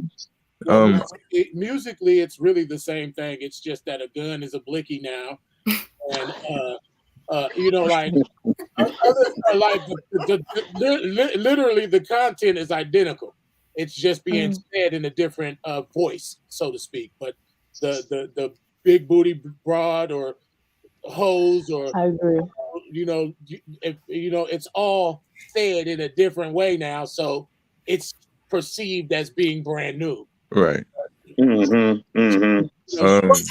so as far as the music goes, everybody on this panel, I feel like all our kids, they're well-rounded, so they got to hear oldies. You know, they know who Gladys Knight and Patti LaBelle is. They know Michael Jackson. They know old music. They know old rap music, and then they know the generation of this. So our kids are lucky, but do you think that most kids have that same kind of thing? Because I catch y'all listening to stuff, or when we put in the chat before, top favorite love songs or top rap song. Y'all were surprising me when y'all were coming out, and I was like, oh, they know what it is. So I feel like our kids listen to everything. Like they've had all aspects of the music part. Like you guys know everything from old, from whether you guys were riding with Nana and Auntie Darylyn or whether you guys were riding with us to some of the stuff that you guys hear now. So I don't feel like for our panel, there's a huge gap in the music. Although we don't like a lot of the stuff they like, but they like all of this, they've listened to all of ours. But I will say this. Oh, go ahead. I would just say, I feel like it's also because growing up, like cleaning and, like the music that your parents play, I feel like there's no way that you just grow up not loving it. It's like, that's what they play. You wasn't like, your parents aren't like, hey, what do you want to play on the radio? Right, exactly. Exactly. That's not what's gonna happen. But I thought it was the same for everybody. But Kehlani was just telling me that she was talking to her friend and she was like, oh, you know this song? It was like jamming, and her friend was like, no, I never heard it. So then she was like, what? And so she was like, let me play another song for you. So she played another song. She was like, I don't know this song. And she was like, you don't know this song? I can't remember what song it was, but it was like, it really depends on your parents. Like you guys, of course, y'all was playing the music, so we love it. Just like you said, this panel, we ain't got that issue. But even if we're the same age, I feel like if their parents weren't playing the music and enjoying it with them, they're not going to enjoy the music as they're older. Right. Yeah. Yeah, because your daddy played Maze, and all y'all know Maze back and forth. Mm-hmm. Right. Yeah. Exactly. And that's the thing. That's a good thing though, because it's just like if you look at other races, they hold on to their generational entertainers and stuff like that, musicians, and it kind of stays traditional in their family line. But with Black people, it's a little different. It's almost like your mom used this recipe to make apple pie for 30 years. And because it's 30 years down the line, we're going to discard this recipe and it has to be this new recipe for apple pie. I feel like the generation kind of does that to the ones that came before them as far as music goes. Like they just disregard it. They don't appreciate I can see that to an extent. Mm-hmm. It's like they act like nobody rapped. These new rappers, because they basically eliminated R&B. What happened to the music industry is R&B got took all the way out of the mix. We literally have no such thing as R&B anymore. It's R&B is these rappers shit now. You know what I'm saying? So it's like, so they eliminated the genre, and then like I guess you can listen to some of that shit and hear it singing, but everybody's not a singer, and that shit kind of gets on my nerve, to tell the truth. Why is this motherfucker singing? I got a question for two things that I wanted to say too. We only got Olivia's response to the question that I had asked, and I wanted to at least give everybody an opportunity to respond to that. When I asked, do you feel like, I was saying, we look at the younger generation, we see stuff that kind of doesn't sit well with us, that do you guys ever find yourself doing that in the opposite direction? Like seeing the things that are a part of our era, our mindset, our behaviors, and think, what the hell is that about? Why did they do that? How do y'all feel in the reverse? Click clack. Go ahead and shoot. It's okay. I feel like we are a lot more accepting of certain things. So it's like you guys are a lot more closed-minded, and over time we've grown to be a lot more open-minded about certain things. Also, you mentioned like clothes, stuff like that, like style, of course, is going to change over time, but there is still like a lot of stuff that people wear nowadays that I question. So it's not even like, you can't really generalize, because even some older people, I see some older people trying to put on the newer stuff and they're like trying to stay hip and things like that. So I feel like it really just depends. And also you mentioned like music, but it's not even like just music, like there's every aspect. But then you could think about it like it's not even just the generational gap. You can go to a different city, a different state, different things like that, and people are just going to think differently. So it's not only age, but like race and just different. You could Region. exactly. Definitely. Okay. But also, I feel like this generation, they don't mind being oddballs. You know, back in the day, nobody wanted to be Exactly. the oddball out. Like, oh, I gotta fit in with everybody. I gotta do this. You know, even if that wasn't what they wanted to do. Nowadays, they're like, I'm weird. I like this, and it does not matter. Right. If you Well, got a problem with it, that's your we issue. had our Kanye's and Childish Gambinos, and we had all that shit too. You know what I'm saying? It just wasn't no way for social media But there's to question the There's outfit. just way more now. Yeah. Well, if, There's way more now. way more now. Prince once wore I don't think there's more. I think they're more visible because of social media. Yeah, I exactly. was gonna say, Prince They once got more of wore an outlet. pair of assless chaps. Yes, we know If about somebody the chaps. wore assless chaps right now, everybody in the world would basically it would come across everybody's timeline at some point. You get what I'm saying? And Lizzo it did. wasn't like that before. Some people could actually do shit and nobody's timeline would ever see it. You know what I'm saying? It's not that it wasn't. But that's what I like. That's what I like, though. That's what I was just saying. Is I don't want to know everything about everybody. I don't. Right. I used to like knowing, like, now when I'm finding out things about people, I'm like, it's ruining the craft for me because I like their movies. I'm like, I'm like, you know, because they're an actor, I'm falling in love with the character. Now I'm getting to know the real person, and I hate them. Like I don't. So we're gonna circulate it right back to the twins. How do y'all feel about the same question? How do y'all feel? Do you think it's just us tripping, or do y'all ever get to do some tripping on your own end? I feel like there have been times where I was like listening to older music and I might have heard something in the song and I was like, I can't believe they actually like were saying this in their music. So I can see it, but I'm never like, oh, I'm not gonna really listen to this person or, you know, like bash people for listening to the older music. It's just, I feel like what was acceptable back then might not be the same as what is acceptable now. So I can't really speak to that because that's not my generation. That's not what I'm experiencing, you know? And if I could still find some enjoyment out of it, I'm the type of person, I'm gonna try to focus on that instead of being like, they said this one line in the song and I hated this, so I'm never gonna listen to this artist again. It's like, no, this was back in the day, and back in the day, they thought it was cool to say something like that, but I'm still gonna listen to these other songs. Right. I definitely agree.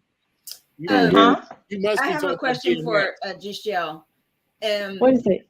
You have possibly may have some students, some young ladies in your classroom that are a little bit promiscuous or dress not the way they should. Do you ever say anything to them to try and to address that they don't have to do that, or that, you know, it's, you know, they don't have to show all that or do all that to be. That's one of those generational things as well. You know, it's so funny. I don't think I'm that old, especially older than, like I said, my students are like 10, 11, 12. I don't think I'm that much older than them. But so our school district doesn't have a dress code at all. They can wear crop tops, sneakers, open-toe shoes, short shorts, as long as they're covered up. They can wear whatever they want. Weed paraphernalia, pictures of knives, guns, everything on the shirts. They can wear whatever they want. So in the beginning of the school year, I made my perspective on the dress code known. It's not something that I try to go on and on about, especially now the weather's getting back hot. The shorts are back. The dresses are back. And, you know, I tried, like I said, I just don't say anything about the dress code. It's really more about their actions. I have some students who are very touchy-feely. They like to rub up on each other all the time. That's where I'm, no, you're not doing that in my class. Why is she, no. especially like I said, this generation, they're a lot more acceptable. So they're all trying to figure out who they are and who they like and things. So the girls think that they can get away with certain things. Like, no, you're a girl and you're a girl, but that doesn't mean she can sit on your lap in my class. No, that's not okay. You know, like they just have to understand there's a time and a place for everything. And we're still in a classroom. And I think that's one of the problems with this younger kids is they don't understand a time and a place for everything. You have to know where you are and what you're here to do. This is a school. This is a learning institution. You are here to learn, okay? This is where you have to start learning how to be a professional. At the end of the day, when you're here, you have to carry yourself in a certain way. So that's what I try to instill in them in my students. Like I said, the dress code, I don't say too much about because literally they can wear whatever they want. It's in the dress code. But it's the behaviors, how they carry themselves. Like I said, touching each other, sitting on each other's laps, wanting to be in each other's faces all the time. Definitely calling that out every time I just want to say too, Kiana, add yourself back to the stream. If you were trying to get on, just hit add to stream. I don't know if you were trying to get back up in yet. There you go. So if just in case anybody was wondering, Lawoon put in that Cody put in was for Tupac's 1988 high school interview. And he was 17 years old at the time. Was that when he was in that School of the Arts on? Well, just where he was in the school with the flat top. He had the gum. Yeah, I know. Yeah. So I have if we have and hey to everybody in the panel, we see you guys in the comments too. We're just trying to make sure we're able to cover everything. So one of the things that I feel like is a touchy subject, but since we have the young people on, that I feel like we should address. So stop me if I'm moving too fast, co-host. I know that you guys coming up in a generation where the LGBTQ community is more prevalent than in our generation. And so you guys are open and receptive to. How do you guys feel like you guys could help to offer us information on how to bridge that gap? Because we don't come from, so that we're not offending people. I feel like you guys know some of the guidelines on how to not offend people. And I don't want to offend people in that way. I feel like you guys have been brought up in an era where it's more prevalent. So what is your guys' take on some of that situation? I would just say like maybe be careful of what you say. Because I know like with both of my parents, if they'll see somebody who's like a part of that community, they might have an opinion on it that's like a little harsh. Harsh. We do that privately, Exactly. But like they should just still be able to like consider that they're still people and they're not necessarily that much different. Then they still have feelings and stuff, same thoughts. They're just different sexually wise. Right. Okay, so I got a disclaimer. Hold on, it ain't just them that I get on. It's skinny people, ugly people, fat people, Right. babies and all. Everybody can get it. So if you want to be included, you got to be included in the funnies as well. So. Right. If you want to be, and maybe that's just us because I constantly that we can only tease straight people. How are we going to say that only straight people can get teased? That's not fair. Right. That's definitely not fair. That's definitely not fair. I know a lot of gay people who have great sense of humor. They don't mind. They will go toe to toe with people. Like they enjoy it. It's more so like how people do it. If we're just joking and we're laughing at the time, that's different. But if you're actually trying to be harmful and disrespectful and not treat somebody like they're a human, that's different. And they can tell when somebody is just joking with them for laughs, or if you're like not treating me like I'm a human being. And that's where I would say my advice for people is. Exactly. Do you think the pronouns is something that they view as being treated like a human being? Yes. And that's where we're it gonna is. always have a It's okay problem to then. ask. Right, It's right, right. okay We're to gonna ask always have a questions. problem You know, then you Hey, gotta because ask it goes questions. to the I, pro It's now. okay Listen, to y'all, ask, listen. what are You, your hang on, pronouns? time out. It's okay. Time It's out. okay. Let's keep it calm. I'm saying we'll always have a problem from where I sit because if you want equality, then you have to already understand that you don't get to tell me how to talk any more than I get to tell you how to live. If I don't Okay. right, want but to say the pronouns, that's my business. Just like if you don't want to marry the opposite sex, it's your business. Right. Okay, but if Do you it's see the like, principle there? It's much easier for you to just I'm gonna use the pronoun. respect that they want to listen be to the called young something people. else. Say that again, Olivia. It's just much easier. It's just as simple as just saying, I don't know. It's just easier for you to respect that they want to be called something else. Exactly. What I do you do gain respect out it. of not? What No, do I'm you about to gain say out of just not because calling them by their pronouns? Though, like, exactly. what is the because point of not Okay, calling them by their hang on a pronouns? second. That's why I use the principle. What are because I could argue the same thing. What are you gaining by not being with somebody? We could go That's not the circles. same thing. So No, what? that's It's not the that's not okay. hold on. That's Time not out. comparable. Time out. Time out. I'm talking about the principle of the matter, which is the freedom to choose what is acceptable to you. It doesn't Right. matter what you put on top of that, whether it be pronouns, mates, significant others. The principle is freedom to choose what's acceptable to you. So if you want the freedom to choose what's acceptable to you, there's no way on earth, no matter how you spin it, you can try to force me in a place where I no longer get to choose what sort of speech is acceptable for me. That's all I'm saying. It's You about the can't setting though. abandon the principle. It's about the setting though. And when we talk about general settings, when we talk about just in public society, when Black people made the transition from being called coloreds and Negroes to, you know what I'm saying, to African Americans and Black people, that was something that had to be done on a public scale. Like, oh, they want to be called Black now. They want to be called African American. They don't want to be called niggers anymore. You know what I'm saying? Like, that had to be done publicly. Like, people have to be able to say that now. Is like, in a public setting, when I'm trying to give respect and I'm trying to give respect to someone, then yes, this is what I would like to be called. Behind closed doors, you say what you want to say about me. I'm sure there's a bunch of people still saying those words and Right. saying, hey, whatever they want to do. But when Do we're in you a think public that that's a setting fair and, you know, in comparison, open though? society, I Do you, do.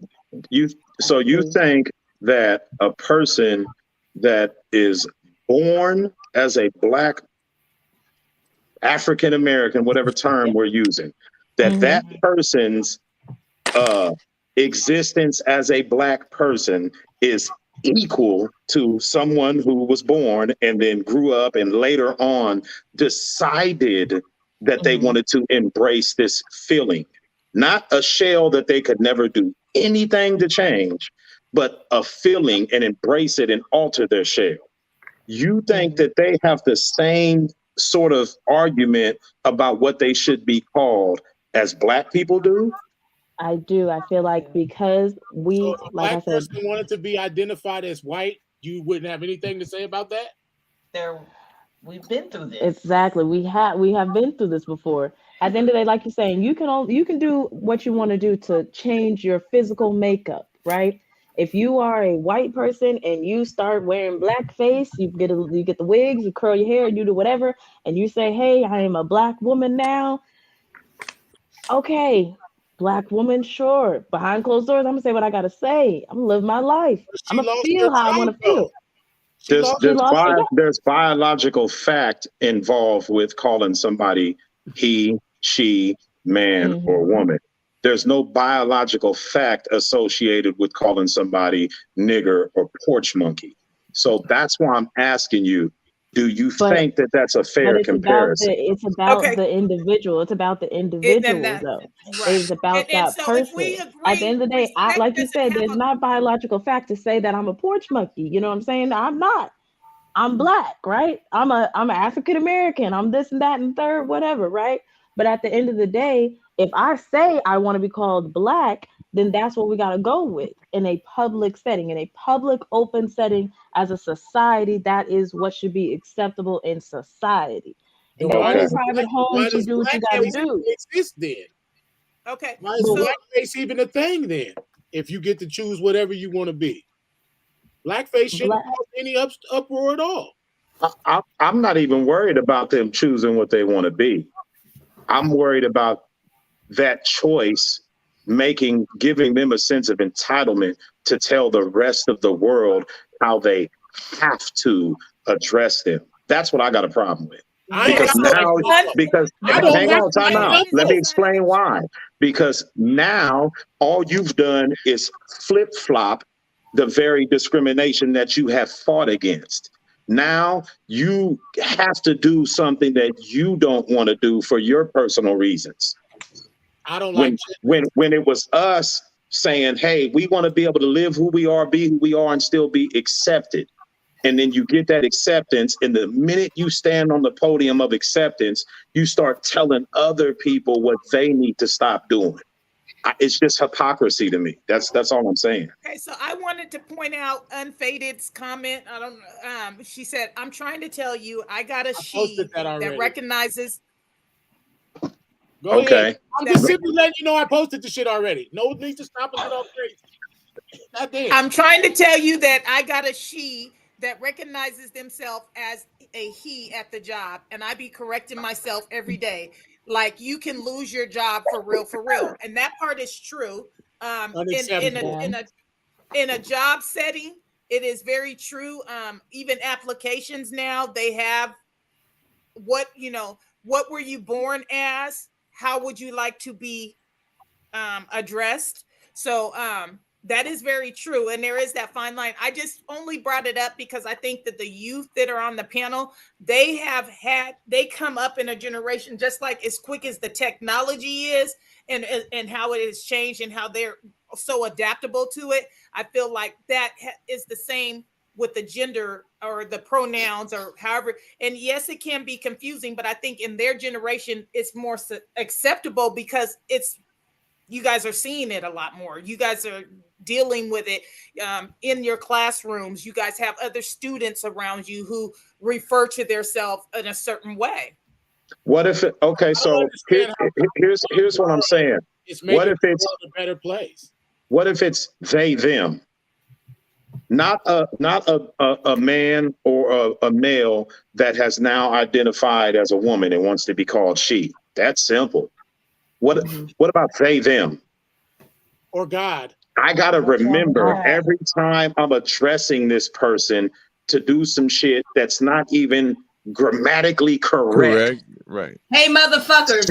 Hold on, time out. And the whole reason why I'm doing it is so that they can feel a certain way.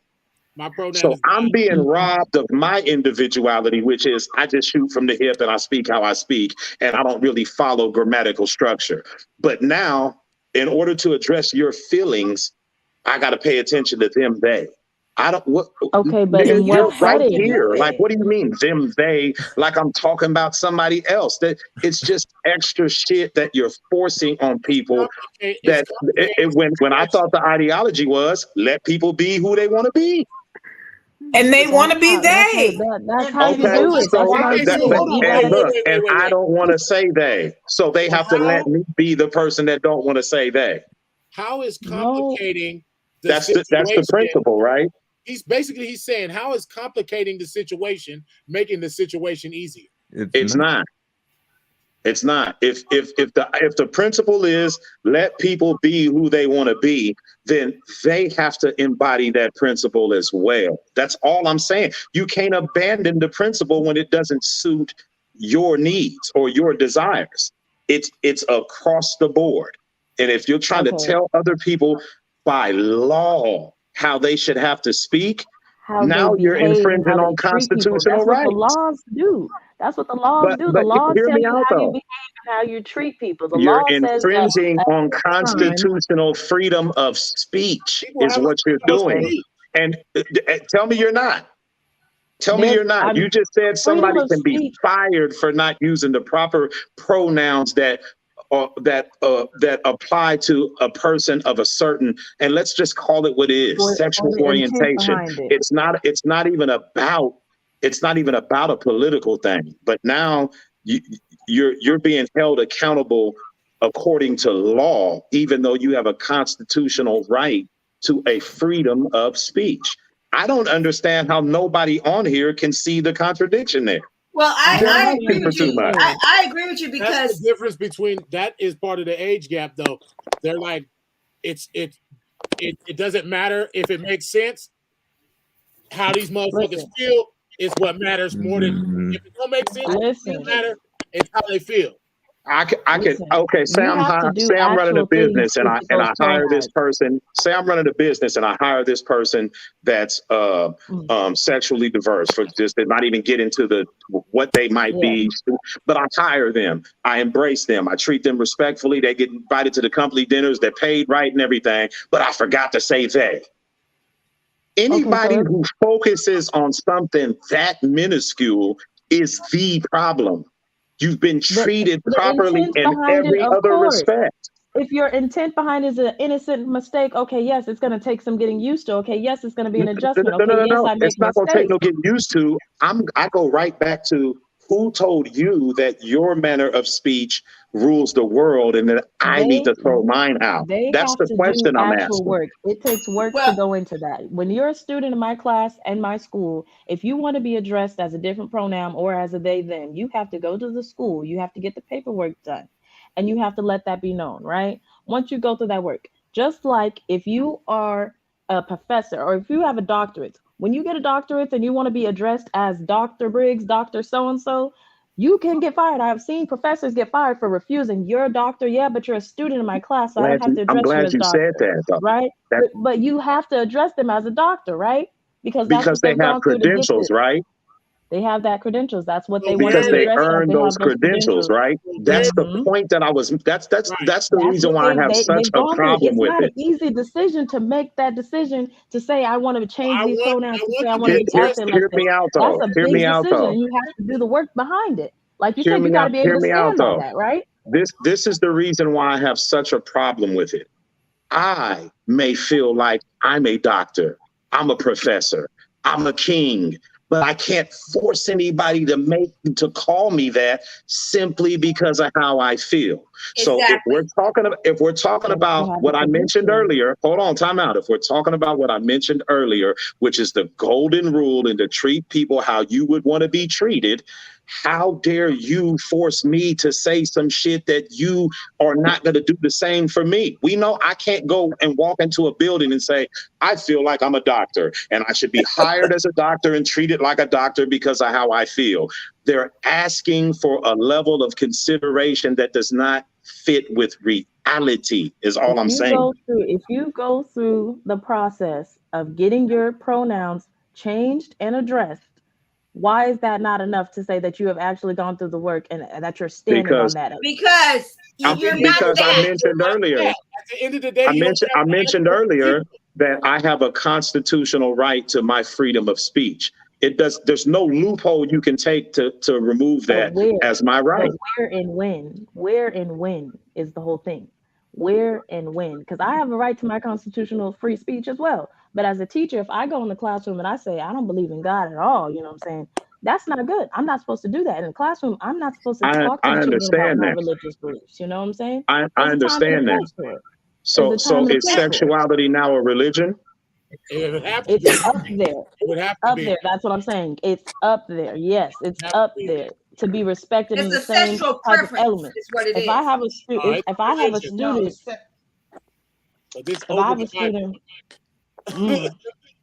I don't know. I just don't see that as something that is at the level of importance to where I need to adjust the way I speak when addressing somebody. And the only reason why I'm doing it is because they want to be called a certain thing so that they can feel a certain way. The whole world has to. What about how we feel? I just want to know, in what setting in life do any of us get to walk around and say, the whole world got to do shit different so I can feel a certain way? Who the fuck are they to think that they have that kind of stand? That's all I'm asking. I have a question. How many of you guys have encountered someone with that pronoun? They? Yeah. Like, because in my world, I know it's a thing, but I feel like I've been at a grocery store and, on their name tag, they say what the pronouns are. But I'm never in a setting where I even, have to say they or them, So it's like, it doesn't bother me because it's like, for me, to each its own. If that's what they want to do, that's what they want to do. Do I necessarily agree with it? And am I fighting for them? What I want to do? No, I'm not fighting for them. But I do believe that to each its own. And some people, just like we talked about the entitled, some people are too entitled of their opinion. It's like, if that's what they want to do, that's what they want to do. And that's how I always feel about my do life. what you want to do, but I But don't that's got to call you circular. a certain name. Because if what I want to do is ignore all that detailed expression, then that's what I want to do.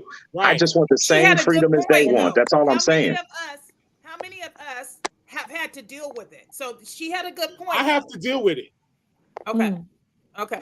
In school, You have a coworker? Right here in my home, I have to deal with that. There's been students that I remember back in 8th grade, North Carolina, there's a few students who they go to the office and report that sort of thing if you don't I guess they really take it serious, but like you guys said, I didn't make this shit up. It's just that's why I touched on that. It's kind of like you guys said, goes along with the whole entitlement thing.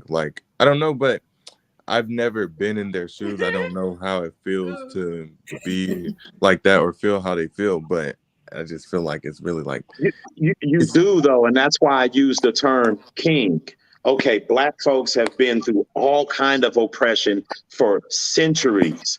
And in order for us to feel like somebody, we refer to ourselves as king, queen, god, goddess. Right. So the equivalent of what they're saying is anybody who talks to me has to refer to me as King Tavon because that's how I identify. That shit, it's elementary and remedial, and it's all based on emotion. That's all I'm saying. You're making that up there. It's not even on the same level. It is if you're going to get people fired behind it. On the same level. He and she is on the same level. Men and women are all equal. The pronouns is the same. It's not somebody saying, oh, now I'm above you. They're on the same playing field. They just want to be called something else. They're on the same playing field. I get that. I get that. Like you said, God, that'd be ridiculous. Would you accept that? If somebody said their pronoun was God, would you accept that? No, it's not on the same playing field. You see what I'm saying? I guess what I'm saying is, what if you have somebody who's a staunch religious person and they work somewhere where they have to deal with people that have specific pronouns, and that person believes that according to his religious belief, his faith, that he is participating in some level of blasphemy by calling a biological him or her. According to what you're saying, his belief means less than this other person's. That's the point that I'm getting at. You cannot do that to people. Well, I feel like otherwise now you're enacting the same level of unfairness on other people that you were trying to get out from underneath yourself. That's the reason why I say you can't do that. It just goes right back around in a circle. Well, you got to actually let people be who they want to be. They did the pronoun thing to make people indulge more. They want people to participate in their stuff more. So that's why they came up with that. I agree. We can recruit some people if we do this. Right. Like for instance, what if we talk about a dude that something happened at the job, and I say, man, this nigga right here, I didn't say him. Is it gonna be a problem? Do you see what I mean? Like stuff that we aren't even focusing on. You want to be equal and the same. I don't say him with this dude. I just say this nigga right here, this motherfucker right here. It's I go over there. You understand what I'm saying? But now you're trying to force me to do some shit that I wouldn't normally do. I mean, it's a big deal when you really think about it. Connotation and denotation. Attention. To me, it's another way of getting attention. So, because they want to be different, and so they want everybody to see that they're different. It's attention. I'm this, and so if you call me this, then you're going to know that I'm trying to be different than everybody else. It's all about attention. It may not be, because like I said, I can see where it applies. I can see where it applies. Let's move on to a different. We've You brought it up. You brought it up. Don't throw up the white flag now. You brought it up, and we talking about it. You shouldn't have did it. You shouldn't have did it. Exactly. We're at a good place. We're at a good place. And we're almost to the gender wars, which is I just tell coming next. But I just wanted to say connotation and denotation. Okay, right? Connotation is the cultural way we use words, right? If I say, this is how I explained it when I taught it to my class. If I say, oh, Uncle Vonnie, that's my dog. You know, I mean, when I say that's my dog, right? Like you said, that's my nigga. Like that is just my term of endearment. That's how I use it. The actual word meaning for dog is a pet. It's an animal, right? But how I'm using that word, the intent behind it, the cultural and emotional meaning behind it has a different thing, right? So that's all that I would say about the pronoun things. If you don't have any malice in your heart when you are saying your he, she, them, they, whatever. But if there's malice behind it, it will be felt.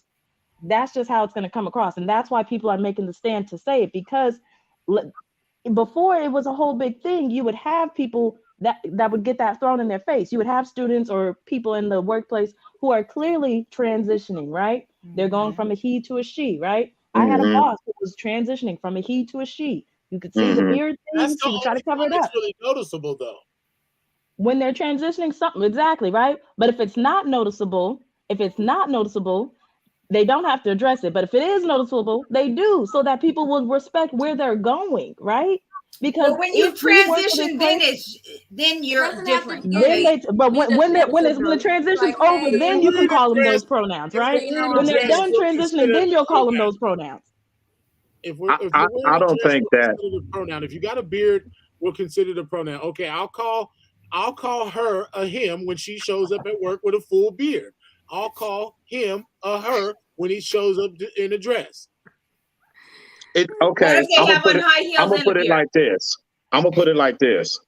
When somebody enters into they make a willful decision to enter into any aspect or realm of life that they know is controversial, fuck their feelings when they find themselves in controversy. That's all I'm saying. Like, your feelings don't mean that much, because mine don't.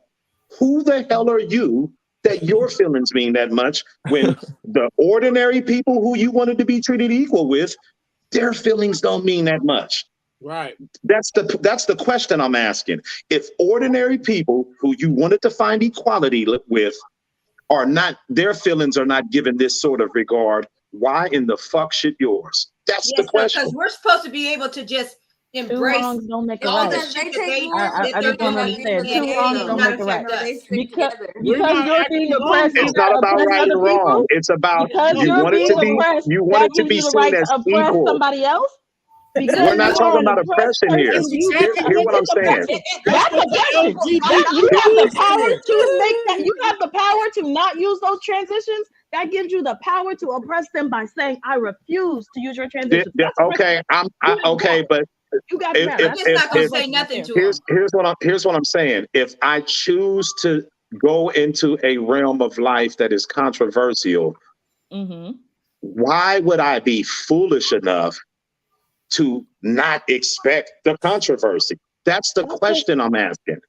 It's not saying don't expect it. Am I not wording that correctly? It's not saying don't expect it. They're fighting for it. They're fighting for it. They are fighting for their right to get there. This is not a okay, so let me ask the other question again, because I want to make sure I'm asking these questions clear enough to where I can say, okay, if it's not understood or agreed with, at least I know I gave clarity.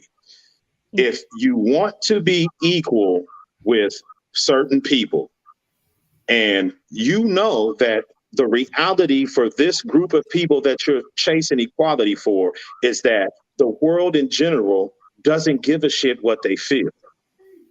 When you arrive at that place of equality, why in the world would you ever think that people, society, is going to suddenly care about what you feel? You're asking, don't you think that that's asking for beyond equality when you're asking for something that these people who you wanted equality from have never gotten? I don't. That's the Well, difference. you know, between Chris the put generations in right there. in the comments a good point, and he said that if you walk in with a group of 5 people and 2 of them are transitioning, and then you don't say nothing to and act like they're not there, then you haven't done anything wrong. And I agree with that. I'm not even paying no attention to you. Okay, I just wanted but to tell you guys bye. I got a nail appointment, but Very it was good. very fun talking to you Thank you for guys. We're joining glad the you show. joined. Bye, boo boo. I Thank love you. you. And I'll Thank be down Bye, for the next Kiki. one. I'll be down for All the right. next one. all right, Very be As long safe. as LGBTQ don't come up. We'll have a different topic next time. We're gonna wrap it up Yeah, this they way. will pick the topics next time, you guys. Oh yeah, the young I young think the young kids generation is gonna will pick pick the topics for the next one. time. I don't. But no, but if I could stay on, I would. But I really do got an appointment. But I do. Thank love you for y'all. joining us. We love you too, honey. Love you. Mhm. And thank you. Bye bye. Bye. Bye-bye. So Bye, Bye, boo boo. here's Kiki. what Love I you. don't understand. How come How's that even up there? heterosexual people, right? We're not sitting up here shouting from the rooftops, "Hey, I am heterosexual. Pay attention to me. I'm heterosexual. You need to really understand that I'm heterosexual." That's because you're not different. Right. They're the ones who are in the That's different all it position. is. That's all it is. Just like as black people, Because just like as black people, we have to address microaggressions. Like, hey, when you say things like your hair looks untamed, that's a microaggression because in your white society, that's what hair should look like. And in my black society, that's not my truth. It's the same thing. The society is already set for heterosexual people. Exactly. Let It's me ask you a man and question. woman for everything. Man and woman for everything. Let me ask you a question. If there was a woman, an actual biological woman, that was she does OnlyFans and she's a sex worker and she got all this crazy stuff going on online, but she also simultaneously runs a daycare business. And I say, you know what? I don't think I want you watching my kids because there's certain mindsets that, would I be wrong for saying that? No, that's your Yes or right as no? a parent. I agree with this right here. I'm posting. Okay, no, okay. So would I be wrong for saying that? Yes or no? Mm. You have your I think opinion. you have your reasons. You have your reasons, you know. Okay. Well, the reason why I pose that is because Olivia mentioned earlier, well, they're different. So that's why they want people to acknowledge them. I think that sex worker would be different than some other people, but suddenly it's okay for me to have a difference of opinion about how I would treat her. That highlights the point that I was making about them asking for beyond equality. That's the type of shit I'm talking about. Nobody's going to bat an eye if I say I don't want some sex worker watching over my kids. Okay, But all of a sudden, they understand that you have different viewpoints of people because of their choices in life, their stance in life when it comes to her. But I bet not play that card when it comes to them. It's beyond, it's not equality. You're asking for extra or above average consideration. And that's why I gave that example, because it proves that to be the truth. But They're I think asking for too much. that's because they're not trying to negatively influence anybody. The sex worker, if they're watching your kids, they might negatively influence your kid to do things that are, not necessarily correct. That's a matter of perspective too. The same for that person who wants you to call them that, because they're not presenting themselves as they're doing extra shit. I think right or wrong, good or bad, negative or positive is a matter of perspective. Because you can say they're not negatively influencing anybody. Well, if there's a guy that's dressed like a girl in front of my 6-year-old son, my perspective is that's a negative influence. I don't give a fuck if any other soul on earth agrees with me. When it comes to right and wrong, good or bad, positive, negative, the one thing that's off in society is that we think that that's a collective viewpoint, but it's not. It is solely based on an individual's perspective. You don't get to tell me what's right and what's wrong. This is the whole thing that community of people has been crying for. And now that they get it, they want to turn around and tell other motherfuckers what's right and wrong. Shh. You don't have the platform for that. No, because it's perspective based. Yeah, that's wrong. And It's they're wrong. trying to. It's hypocritical at, off top. It's hypocritical because you don't want to allow somebody the same thing you want to be allowed. It's hella hypocritical as fuck.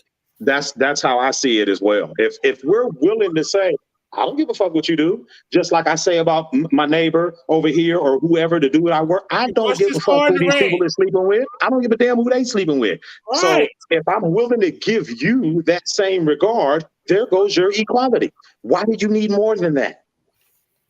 And since they want to broadcast their sexuality publicly, maybe we should make a law that all those people have to have sex publicly. That's a literal question I'm asking, though. If Listen, we're willing to give you the same regard that we're giving to everybody else, that's a literal question for the people that are proponents for these pronouns. The literal question is, why do you want more than that?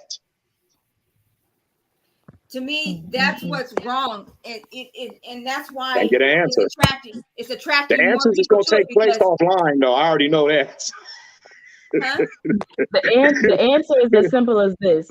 The answer is as simple as this. Your name is Tavon, right?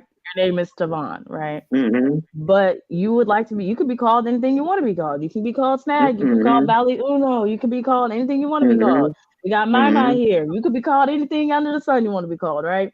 Right. You got a whole list of names. Pick one, right? And in certain settings, that's what you want to be called, right? Mm-hmm. It's just that simple. So is a name the same as a pronoun? Is a name the same as a pronoun? Yeah, pretty much. It's in the same place, right? Because if you don't use the pronouns, you could put the name there to avoid all the controversy altogether, right? If you put that name there instead of the pronoun, holds the same weight as a name. So hold on, time out. If I just, every time I spoke to you, I just said she, her, and refused to call you your name, we have the same incidents that we have going on right now, is what you're saying. No, I don't think so. You would be fine if I just completely ignored your name and always called you she, her. Girl, I mean, if woman. you completely avoid the pronouns, it's the same thing. Like you're saying, if you completely avoid the pronouns, it's gonna make the sentence, not grammatically correct sometimes, and it's gonna sound correct. Yeah, it's gonna make it sound crazy, right? But if that's the least pronouns, the he, she, they, them, right? No, if you she's fine. Him, her's fine. They, them, mental ward. Fuck out of here. If I don't have to be sensitive to straight crazy people, if I don't have to be sensitive to straight psychotic people, why do I have to be sensitive to gay psychotic people? Because you wanted equality, remember? That's the question I'm asking. If I can call a straight person, this nigga crazy in the motherfucker, but I can't say that about this person because they're gay. That's not how that goes. That they shit is psychotic. I agree with. I applaud the younger generation that's on the panel that have stepped up to say that you guys are respecting the fact that some people want inclusion. I know that you guys get on me, and this is.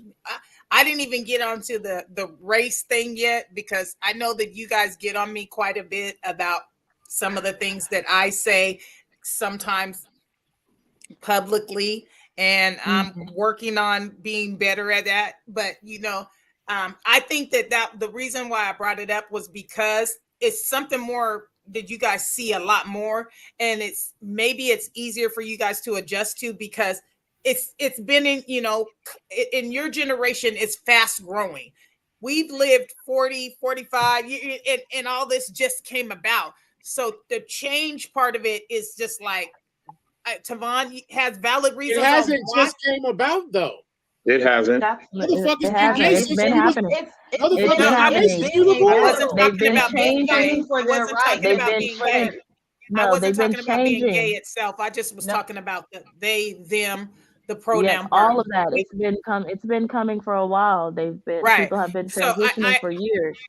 right. So I think that I'm not opposed to that part, though. Like I said, if somebody wants to be called he, but she's biologically she, or vice versa, that's not a big deal. It's the They, they them. them. Is it that you don't It's no Non-binary. different than if I ran into a straight person and they requested me to say some shit that just does not make any sort of sense. It sounds like it's coming out of the mouth of a crazy person. And I say, this motherfucker's crazy. I'm not finna do what this crazy ass nigga talking about. I got the right to feel the same way about a gay person. That's equality, is all I'm saying. Mhm. go for it, Shay. Damn. My question Yes, is sir. just, how many people that use the pronouns they, them do you actually talk to? Like, do you actually know? Because the That ones has that nothing I to do know, with it. That has nothing to do with it. I don't know.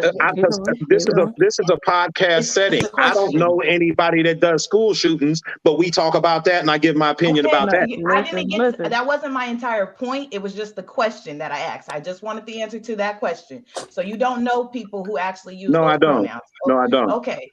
So I do. And the people that I know that use those pronouns, they tend to also be okay with being called he or she as well. They say you can call them she or they, or he or they, or he or she or they. They are okay with that. Mhm. Or Tavon or Jim. So you can call me Tavon or you can call me Jim. You can call me Tavon or you can call me Leslie. You can call me Tavon or you can call me Michael. This is why I said pronouns and names ain't the same. I mean, you just proved that. It's not the fucking same thing. I think we'll just have to agree to disagree on it. We were brought on here to try to show our perspective on things, and you guys just have a very different perspective on it. And I don't think there's anything any one of us can say that will change your perspective on it. Like she said, you've been on the earth. Not on that You've one. been here for 40 years already, and Not you've on made that up your one. mind that that this, for some reason, this is an attack on your personal rights. I don't feel that way. It's not. I didn't make that up. Hold on, time out. I didn't make that up. I gave literal, logical reasons for why I view it that way. But and just like you refute, there's nothing I can do. But everything you gave was based on feeling. It's not tied to anything constitutional. That's the difference. On the fact of the people that I know and how they go about these things, and me feeling like I can validate. I have the power to validate their experience. Like I said, I don't lose anything by calling them he, she, or their they. experience is still a part of the collective equality. And if other people can't stake a claim for something that's unreasonable, then it should be in all fairness that neither can they. That's all I'm saying. I don't even see why it's I an just wanted arguable to ask anybody on the panel, Olivia, the twins, Khalil, did you guys have any questions for us? No, not really. No. Okay. I hadn't thought about any questions. I didn't know we were doing like an interview portion of that. I thought we were just doing topics. The thing about this, I always trip off of is she throws these hot topics on and then goes quiet. I be feeling like it's a setup. I'm gonna go ahead and say it. I be feeling like it's a motherfucking setup. Actually threw the topic out there, and it was for the younger generation. And I asked them, and they all gave their opinion. And I already knew how y'all felt. I didn't, but they were on the show to give how they felt. That's what they did. I know that anybody that says they're Christian that also believes in that is going against their Christianity. I know that. I mean, it goes back to what I said about right or wrong. They go against you know what? Maybe I'm wrong. Maybe God didn't know what the fuck he was talking about. Hey, listen. Here's what I said earlier that I think got overlooked. Right, wrong, good, bad, negative, positive. It's going to change from one individual to the next. Exactly. And Definitely perspective. and that is a part of the equality that they are supposedly chasing. That's that. I mean, but I guess that's me in my 40 years of existence feeling like I'm being attacked. Hmm. Hmm. It's end of the equality. day, You've been here 40 years. Check this out. This is what we doing now. So since we doing this now, rewrite the Bible, rewrite every scripture in the Bible. You know what I'm saying? And everything that you It's all grew up bad. going to church, listening to, and believing in, that these preachers stand on the podium and preach, they're all wrong. Whoever wrote the book didn't know what the hell they was talking about. Well, I mean, that's a matter of perspective too, you know, so because that's a whole somebody nother might topic. say That's a whole nother somebody might topic, say he y'all. was wrong, and That somebody Bible might is a say whole nother somebody topic. might say he was right. Hey, But my point is, whoever says that they're right or wrong, nobody really has any real reasoning to challenge that other than how they feel. And I'm sorry, in the real world, your feelings are never over another person's individuality. Period. There's no getting around that. You I can't rob don't a like person of their chitlins. individuality. Hey, look, I don't like chitlins because they smell like shit. So to all people who eat chitlins, guess what? I still choose not to eat shitty chitlins. Yeah, you know, you can't rob somebody of their individuality because you don't agree with it. That's not equality. I have Right or a wrong right is to perspective dislike based. chitlins and the LGBTQ. What? Okay. I'm sorry. You guys, Oh, I you love lost me as soon y'all. as you started talking Yeah, about but chitlins. I'm having a emergency over here right now with my tooth. If anyone's ever had a toothache, knows what I'm dealing with, and I've got to leave off the show because I'm about to go punch myself in the mouth so this pain will stop Like hurting. that's gonna help. Go take some damn Vicodin or something. I don't have anything, and I Well, can't take those. in reality, I'm at 2% because for some reason charging doesn't work while I'm streaming on my phone. It So does We not. are It 2 will hours not and charge. 30 minutes in. yeah, Are it's we lit invited up, back for next but it Sunday? ain't charging. So before we get to that point, I appreciate everybody for tapping in, and I appreciate y'all for dealing with my perceived belligerence. You know, but, you know, and really all it is my beliefs is as strong as yours. My tone is just more abusive because I'm a man. That's all it is. It ain't no different. Don't take it too seriously. We appreciate y'all for tapping in and giving your perspective, and we're gonna do this again on a lighter note. We won't interject and I anything feel that's like gonna be And I poisonous still and don't venomous. like chitlins. Poisonous and venomous. Next week, same Yo. time, same place. Okay, I'm so at next 1%. week- Thank you, I'll holler. everyone who Thank you guys for joined in joining on our us. chat and Everybody all the who comments. watched, everybody Thank in you. the comments. I was Next just y'all. disagreeing with you. next week. People have Next week? I can't hear her speak or say nothing. Yes. All the co-hosts can kiss my ass. That's what I'm gonna say to I y'all. love y'all. Starting I love with y'all. Valley and ending with Diesel. You guys, in the words from Harlem Nights, kiss my entire ass. Okay. I'm putting a post up on social media today. I was just disagreeing with you. Thank you, son. All right, bye, y'all. Thank you, Olivia. Thank you all. Bye. Bye. Poison